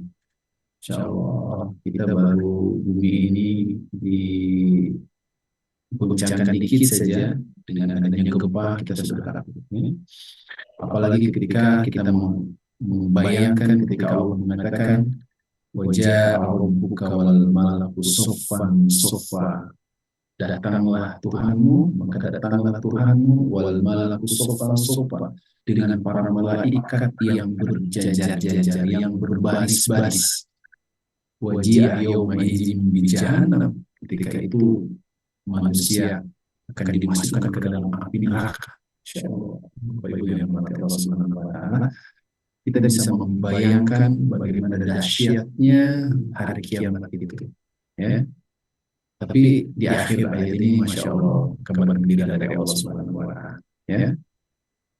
Ya ayyatuhan nafsul mutmainnah, wahai jiwa yang tenang, irji'i ila rabbiki radiyatan mardiyah, kembalilah kepada Tuhanmu radiyatan mardiyah, dalam keadaan mendapatkan ridha Allah. Fadkhuli fi ibadi, masuklah ke dalam hamba, wadkhuli jannati, dan masuklah ke dalam surgaku. Tentu itu adalah bagi orang muslim ini menjadi takwa kepada Allah Subhanahu wa taala. Jadi Bapak Ibu yang dirahmati Allah, akan berbeda ketika kita memahami makna ayat yang kita baca ketika sholat. Ya. Maka sekali lagi, sholat khusyuk itu adalah sholat yang pikiran kita, ya, fokus kita terhadap bacaan, terhadap gerakan, ya, gerakan sholat dari awal sampai akhir, ya, dan juga memahami makna apa yang kita baca. Itulah yang disebut dengan sholat khusyuk. Maka Bapak Ibu, dalam training sholat khusyuk itu mari kita sama-sama siapkan, ya, dari awal bacaan, dari awal sholat sampai akhir.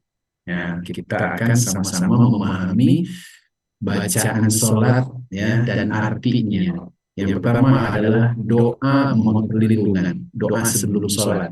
Ya, ini ada dalam surah Al-Mu'minun ayat 97-98. Robbi a'udzubika min hamazatis syayatin wa a'udzubika Robbi ayyahdurun. Coba baca bareng-bareng dulu ibu-ibu, bapak-bapak sekalian. 1, 2, 3. Robbi a'udzubika min hamazatis syayatin wa a'udzubika Robbi ayyahdurun. Ya, kira-kira Bapak Ibu kalau sholat suka baca doa ini dulu? Suka dibaca? Biasanya surat An-Nas, bisa saja ditambah dengan surah An-Nas. Tapi ini doa yang sering dibaca, ya, doa yang sering kita baca, ya, dalam surah Al-Mu'minun ini. Robbi a'udzubika, ya, kita pahami maknanya. Robbi a'udzubika, wahai Tuhanku, a'udzubika, aku berlindung kepadamu, min hamazatis syayatin, ya, dari gangguan setan. Wa a'udzubika Robbi, dan aku juga berlindung kepadamu, wahai Tuhanku, ayyahdurun, dari kehadiran mereka, ya, dari kehadiran mereka, artinya dari kehadiran setan.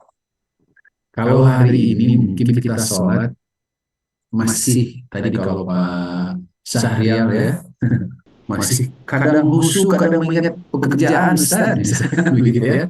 Bisa jadi mungkin sholat kita masih diganggu oleh setan, Bapak Ibu. Maka yang harus kita lakukan pertama kali adalah berdoa dulu, ya. Oke, baik. Mohon dibaca dengan artinya. Saya contohkan dulu Bapak Ibu, ya. Robbi a'udzubika Yuk baca bareng. Rabbi a'udzubika. Wahai Tuhanku, aku berlindung kepadamu. Wahai Tuhanku, aku berlindung kepadamu. Min hamazati syayatin. Min hamazati syayatin. Dari gangguan setan. dari Gangguan setan. Wa a'udzubika Rabbi. Wa'udzubika Rabbi. Ya Allah, aku juga berlindung kepadamu. Ya Allah, aku juga berlindung kepadamu. Ayyahdurun. Ampun. Dari kehadiran mereka. Dari kehadiran mereka. Iya, coba ada perwakilan dulu nih. Saya tunjuk saja ya, Pak Ali Baba, silakan Pak Ali. Sambil direnungkan artinya ya, sambil dipahami direnungkan, silakan Pak Ali Baba. Bismillahirrahmanirrahim. Robbi a'udzubika. Wahai Tuhanku, aku berlindung kepadamu. Min hamazatis syayatin, dari gangguan setan. Wa a'udzubika, aku juga berlindung. Wahai Tuhanku. Iya betul tadi. Iya, aku juga berlindung kepadamu. Robbi, wahai Tuhanku. Robbi, wahai Tuhanku, ayyahdurun, dari kehadiran mereka. Sambil dihayati ya Pak Ali Baba, agar memang sholat kita dipelihara oleh Allah, tidak diganggu oleh gangguan setan. Ustaz mau nanya Ustaz. Monggo Pak Ali Baba. Ini dibacanya sebelum niat atau sesudah niat Ustaz? Sebelum niat, sebelum usoli. Sebelum usoli, jadi memang kita niat memfokuskan diri kita, menyiapkan diri kita bahwa kita akan sholat, bahwa kita akan menghadap Allah, agar sholat kita tidak diganggu oleh gangguan syaitan, maka kita berdoa dulu. Begitu Pak Ali Baba. Terima kasih Ustaz. Baik. Ustaz tanya. Monggo Pak Sahrial. Ustaz, kita udah doa gini ya, mohon tapi begitu kita baca ayat, stuck dia, lupa. Oke. Nanti kita akan belajar memahami ayat juga Pak. Setelah ini kita, atau kalau nggak sempat hari ini, besok kita lanjut gitu Pak Sahrial. Jadi apa yang kita baca, mau ayat atau doa atau bacaan yang ada dalam sholat, kita usahakan memahaminya dan kita akan belajar insya Allah. Karena salah satu agar kita sholat menjadi khusyuk itu paham maknanya. Begitu Pak Sahrial. Oke, baik. Boleh mencoba Pak Sahrial doa ini? Rabbi a'udzubika min hamazati syayatin wa a'udzubika Rabbi an yahdurun. Wahai Rabbku, aku berlindung kepadamu dari gangguan setan. Aku juga berlindung kepadamu, wahai Rabbku, dari kehadiran mereka. Iya. Jadi kalau mau ditambah dengan surah An-Nas, boleh juga Pak Sahrial? Ya, karena boleh. Itu, tapi ya mungkin tidak khusyuk ya, akibatnya tidak mengerti. Maka tugas kita harus memahami maknanya. Itu mungkin PR kita Pak Sahrial.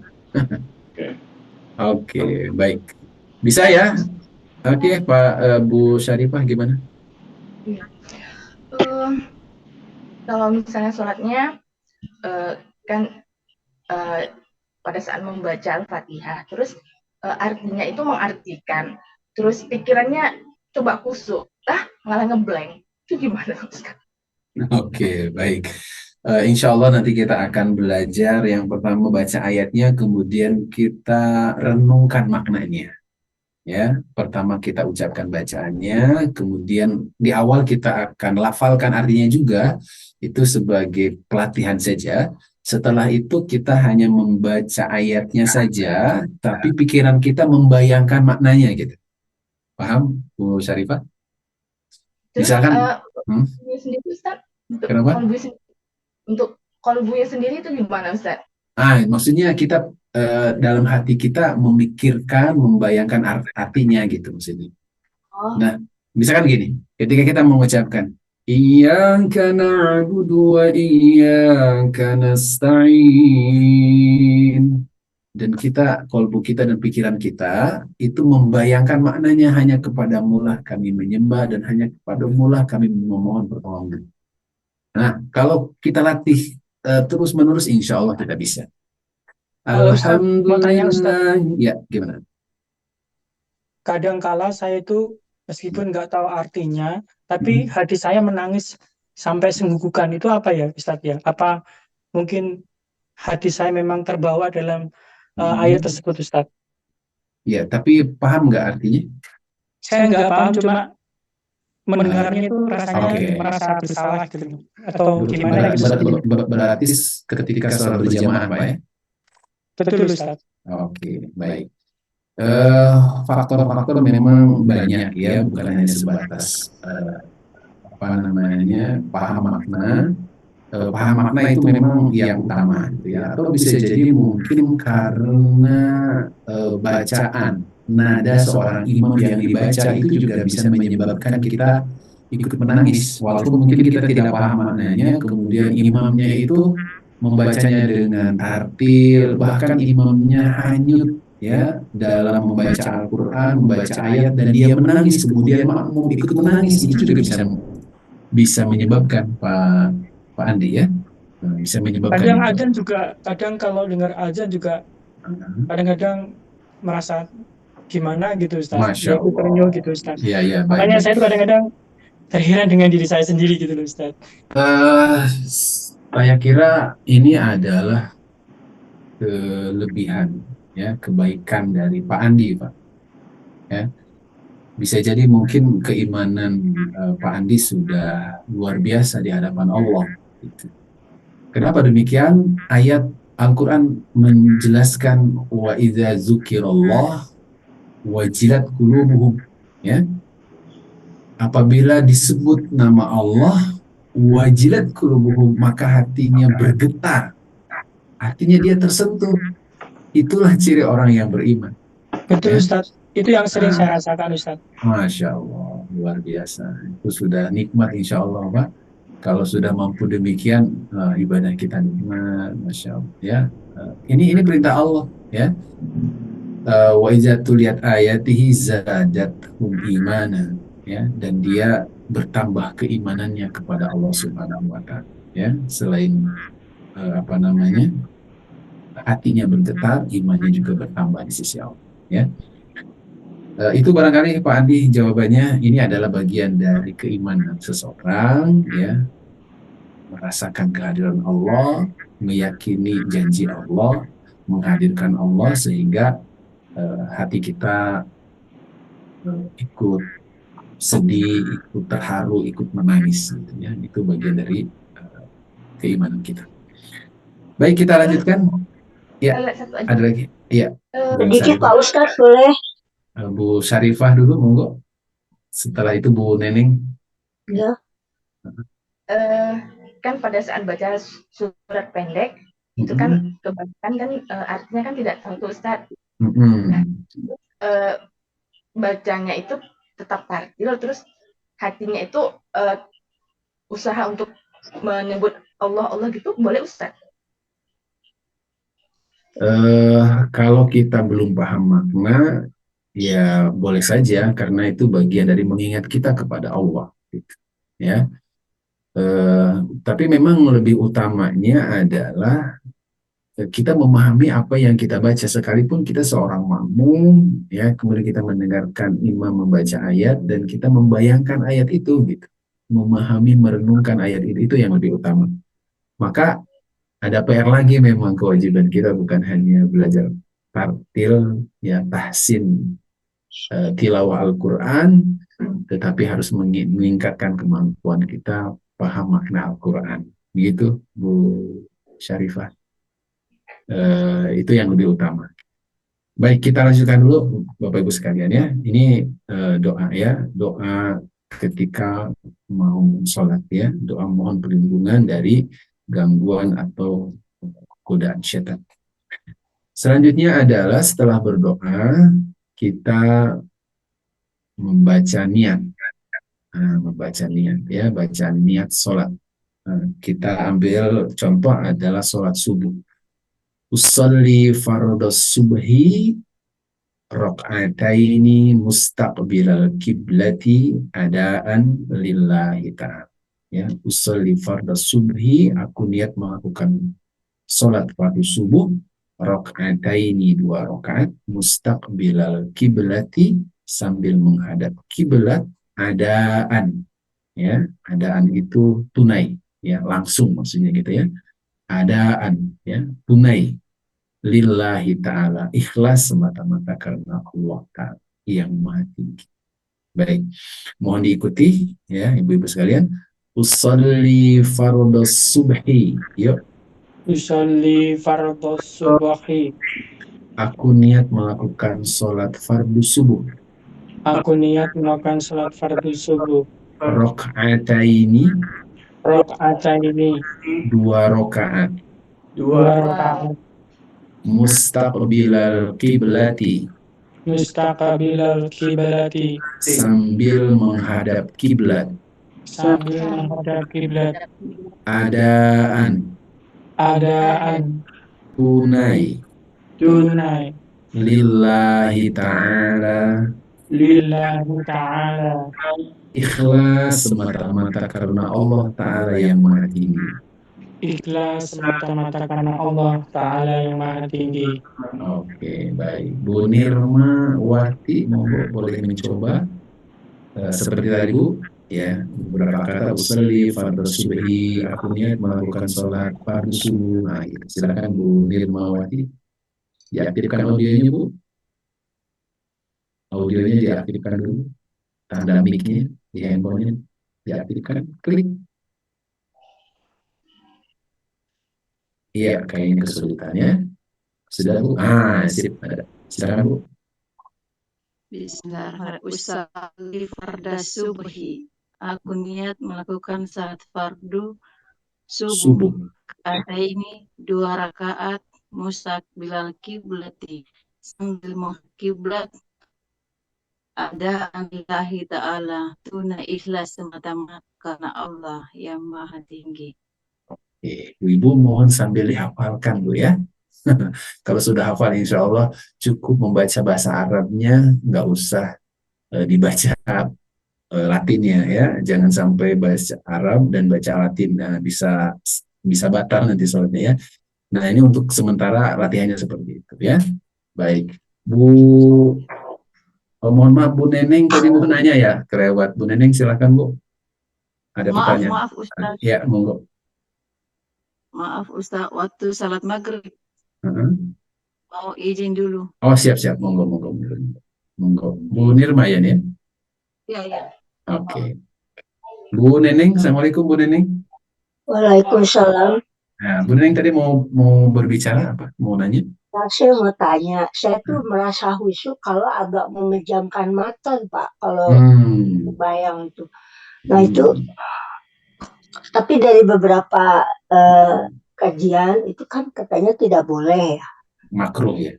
Ya, cuman saya tuh benar-benar merasa kalau khusyuk itu kalau ya tidak selalu sepanjang sholat saya menjamkan enggak.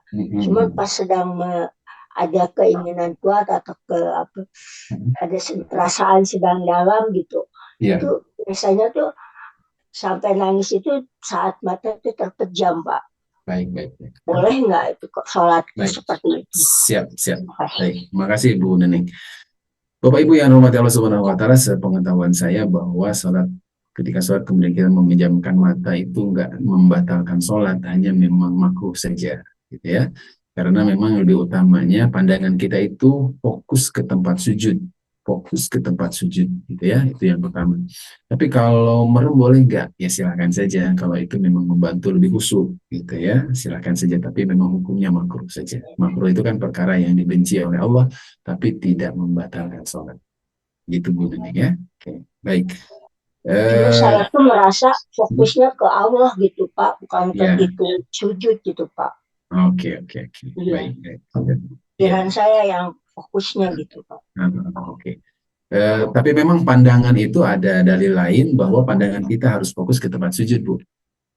Nah, coba sekarang kalau yang saya lakukan, memang saya juga terkadang memejamkan mata karena ingin khusyuk atau mungkin mengingat hafalan. Nah, terkadang memang demikian.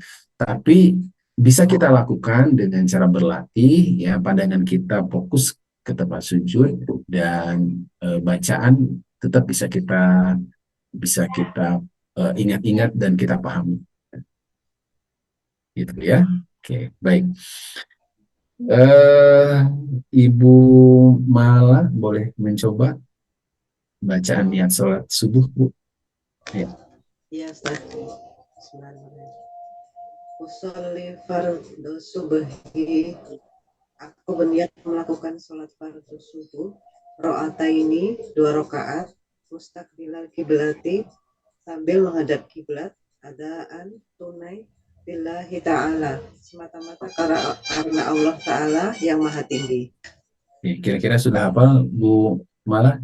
Kalau tanpa melihat slide gitu? Bisa ya? Dilatih ya, insya Allah ya. Oke, baik. Kita lanjutkan dulu ya Ibu. Ini mohon yang lain juga bisa mencobanya ya. Selanjutnya adalah bacaan takbiratul ihram. Ya, yang pertama adalah Allahu Akbar. Allah Maha Besar. Yuk baca bareng, Ibu, Bapak-Bapak sekalian. Allahu Akbar. Allah Maha Besar. Allahu Akbar kabira. Allah Maha Besar, Maha sempurna kebesarannya. Ya, baca bareng. Allahu Akbar kabira. Allah Maha Besar, Maha sempurna kebesarannya. Alhamdulillahi katsira. Segala puji bagi Allah, pujian sebanyak-banyaknya. Alhamdulillahi katsira. Segala puji bagi Allah, pujian sebanyak-banyaknya. Wa subhanallahi bukratan wa asila. Wa subhanallahi bukratan wa asila. Maha suci Allah. Maha suci Allah sepanjang pagi dan petang. Maha suci Allah sepanjang pagi dan petang. Oke. Ya. Jadi mohon dibaca kemudian direnungkan maknanya ya. Allahu Akbar kabira. Allah Maha Besar, Maha sempurna kebesarannya. Walhamdulillahi katsira. Hanya harus fasih, harus sesuai dengan makhrajnya. Walhamdulillahi katsira. Segala puji bagi Allah, pujian sebanyak-banyaknya. Wa subhanallahi bukratan wa asila. Maha suci Allah sepanjang pagi dan petang. Bu Syarifah, silakan. Bismillahirrahmanirrahim. Allahu Akbar. Allah Maha Besar. Allahu Akbar kabira. Allah Maha Besar, Maha sempurna kebesarannya. Walhamdulillahi katsira. Kenapa, Bu? Ya, lanjut. Allahu Akbar. Allah Maha Besar. Allahu Akbar kabira. Allah Maha Besar, Maha sempurna kebesarannya. Walhamdulillahi katsira. Segala puji bagi Allah, pujian sebanyak-banyaknya. Alhamdulillahi katsira. Wa subhanallahi bukratan wa asila. Segala Maha suci Allah. Ya Allah sepanjang pagi dan petang. Oke, baik ya. Bacaannya mohon sambil dihayati dan direnungkan ya, bukan hanya mengucapkannya tapi penuh dengan penghayatan ya. Oke, Bu Lailis barangkali mau coba? Boleh. Ya.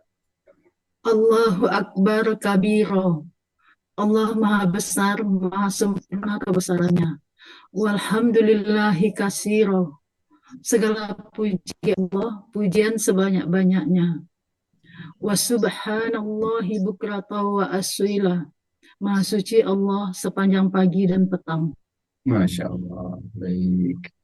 Yang Opkem mau nyoba juga? Saya agak sulit memintanya nih ya. Apakah orangnya ada atau nggak ada gitu? Bu Novi ada Bu Novi?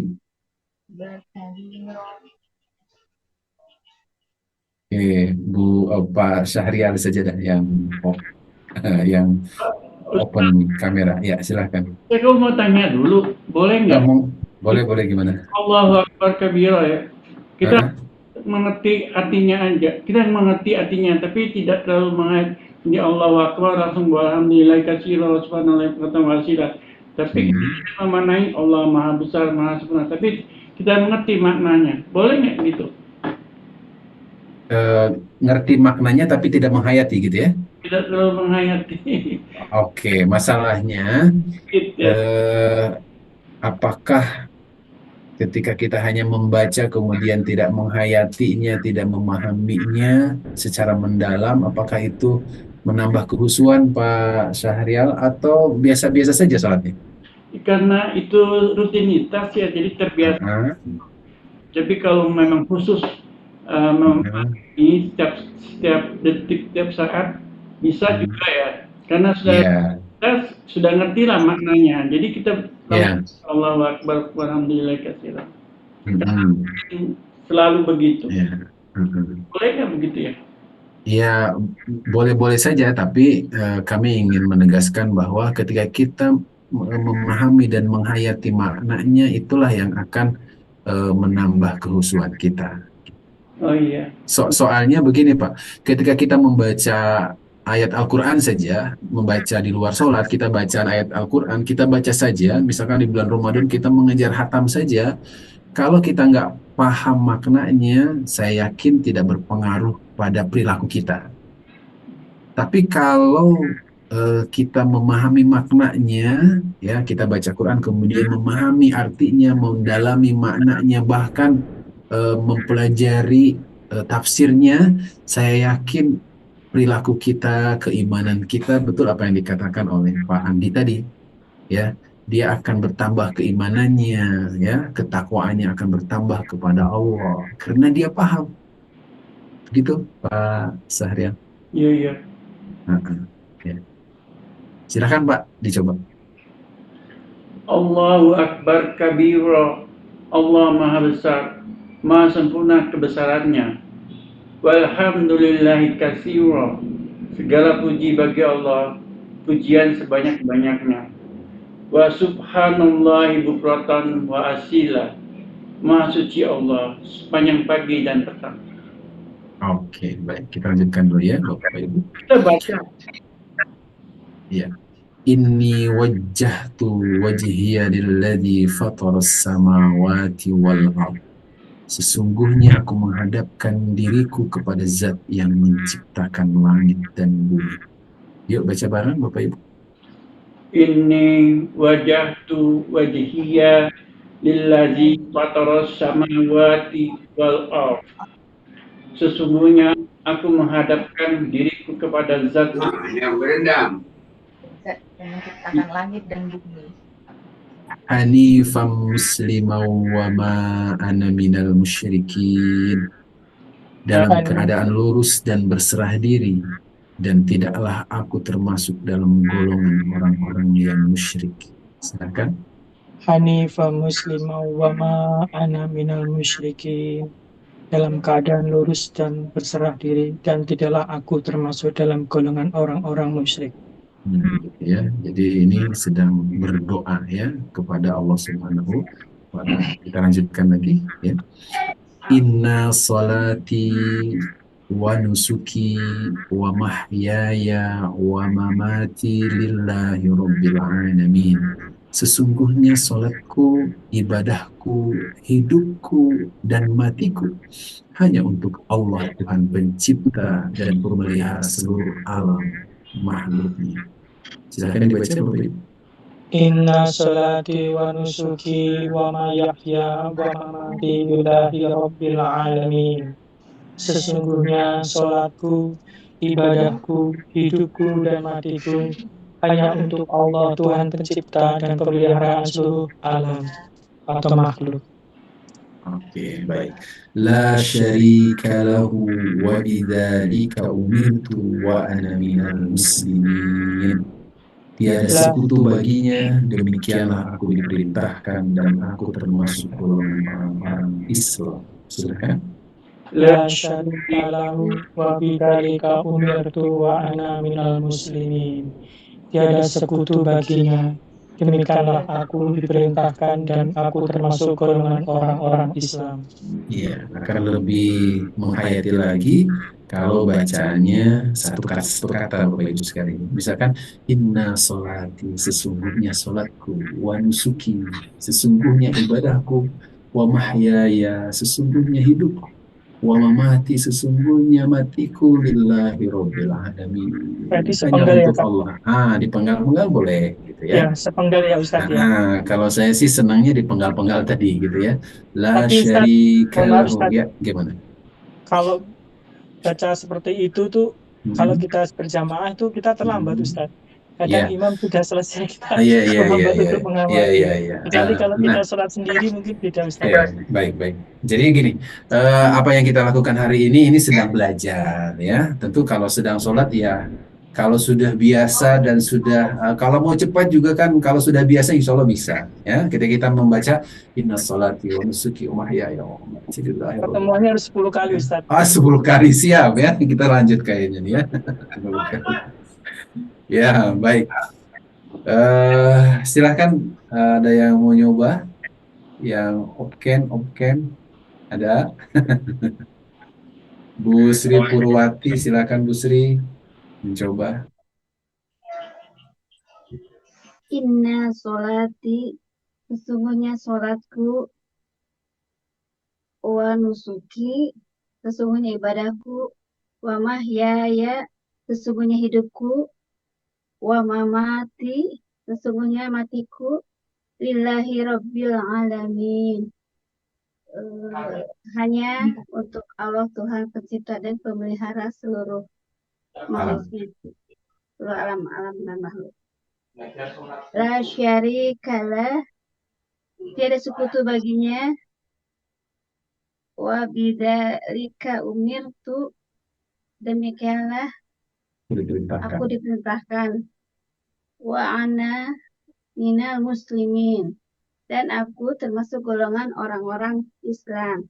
Nah, begitu. Jadi dipenggal-penggal akan lebih bermakna lagi ya, akan berefek kepada diri kita.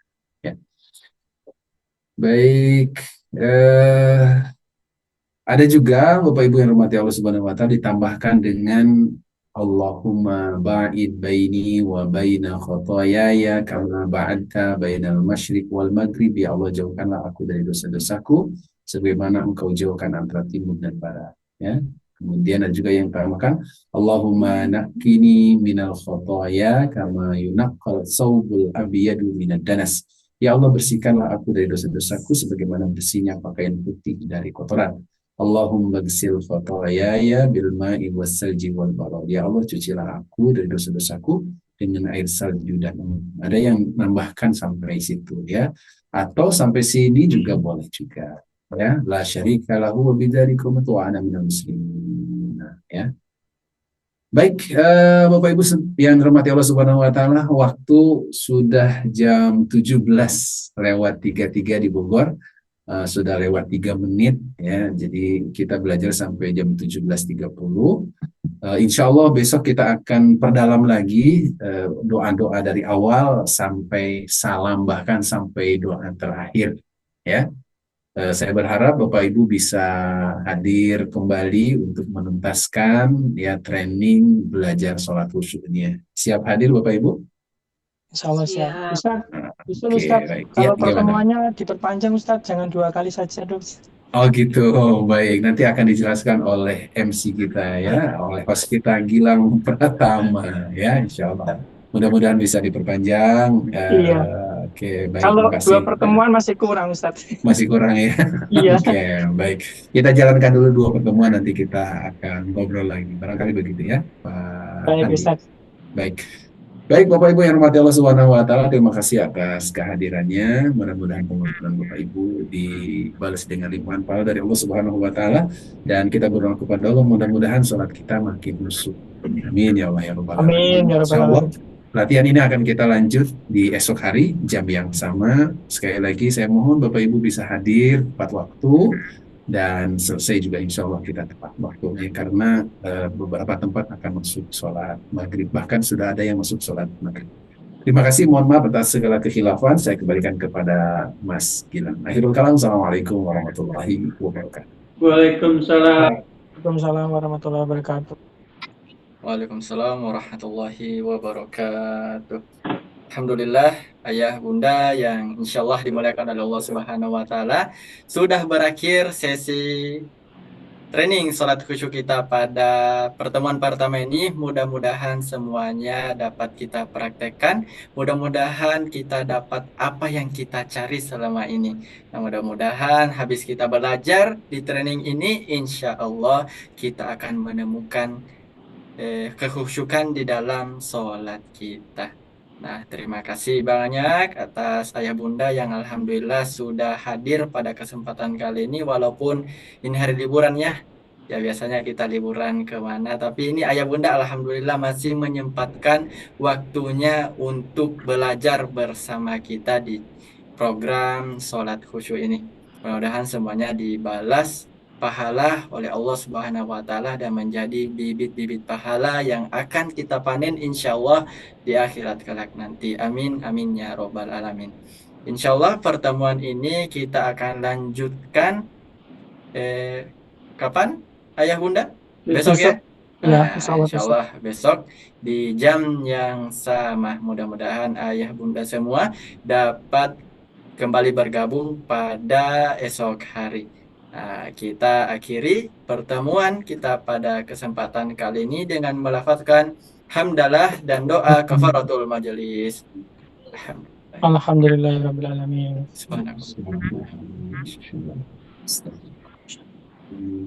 Terima kasih banyak. Assalamualaikum warahmatullahi wabarakatuh. Waalaikumsalam warahmatullahi wabarakatuh. Terima kasih Bapak Ibu sekalian. Dipersilahkan untuk live. Ya, izin live, Ustadz. Assalamualaikum. Waalaikumsalam, Bu Reno, makasih. Bu Lailis, makasih. Bu Mala, makasih. Bu Sri, makasih. Bu Nirma, Bu Syarifah, makasih.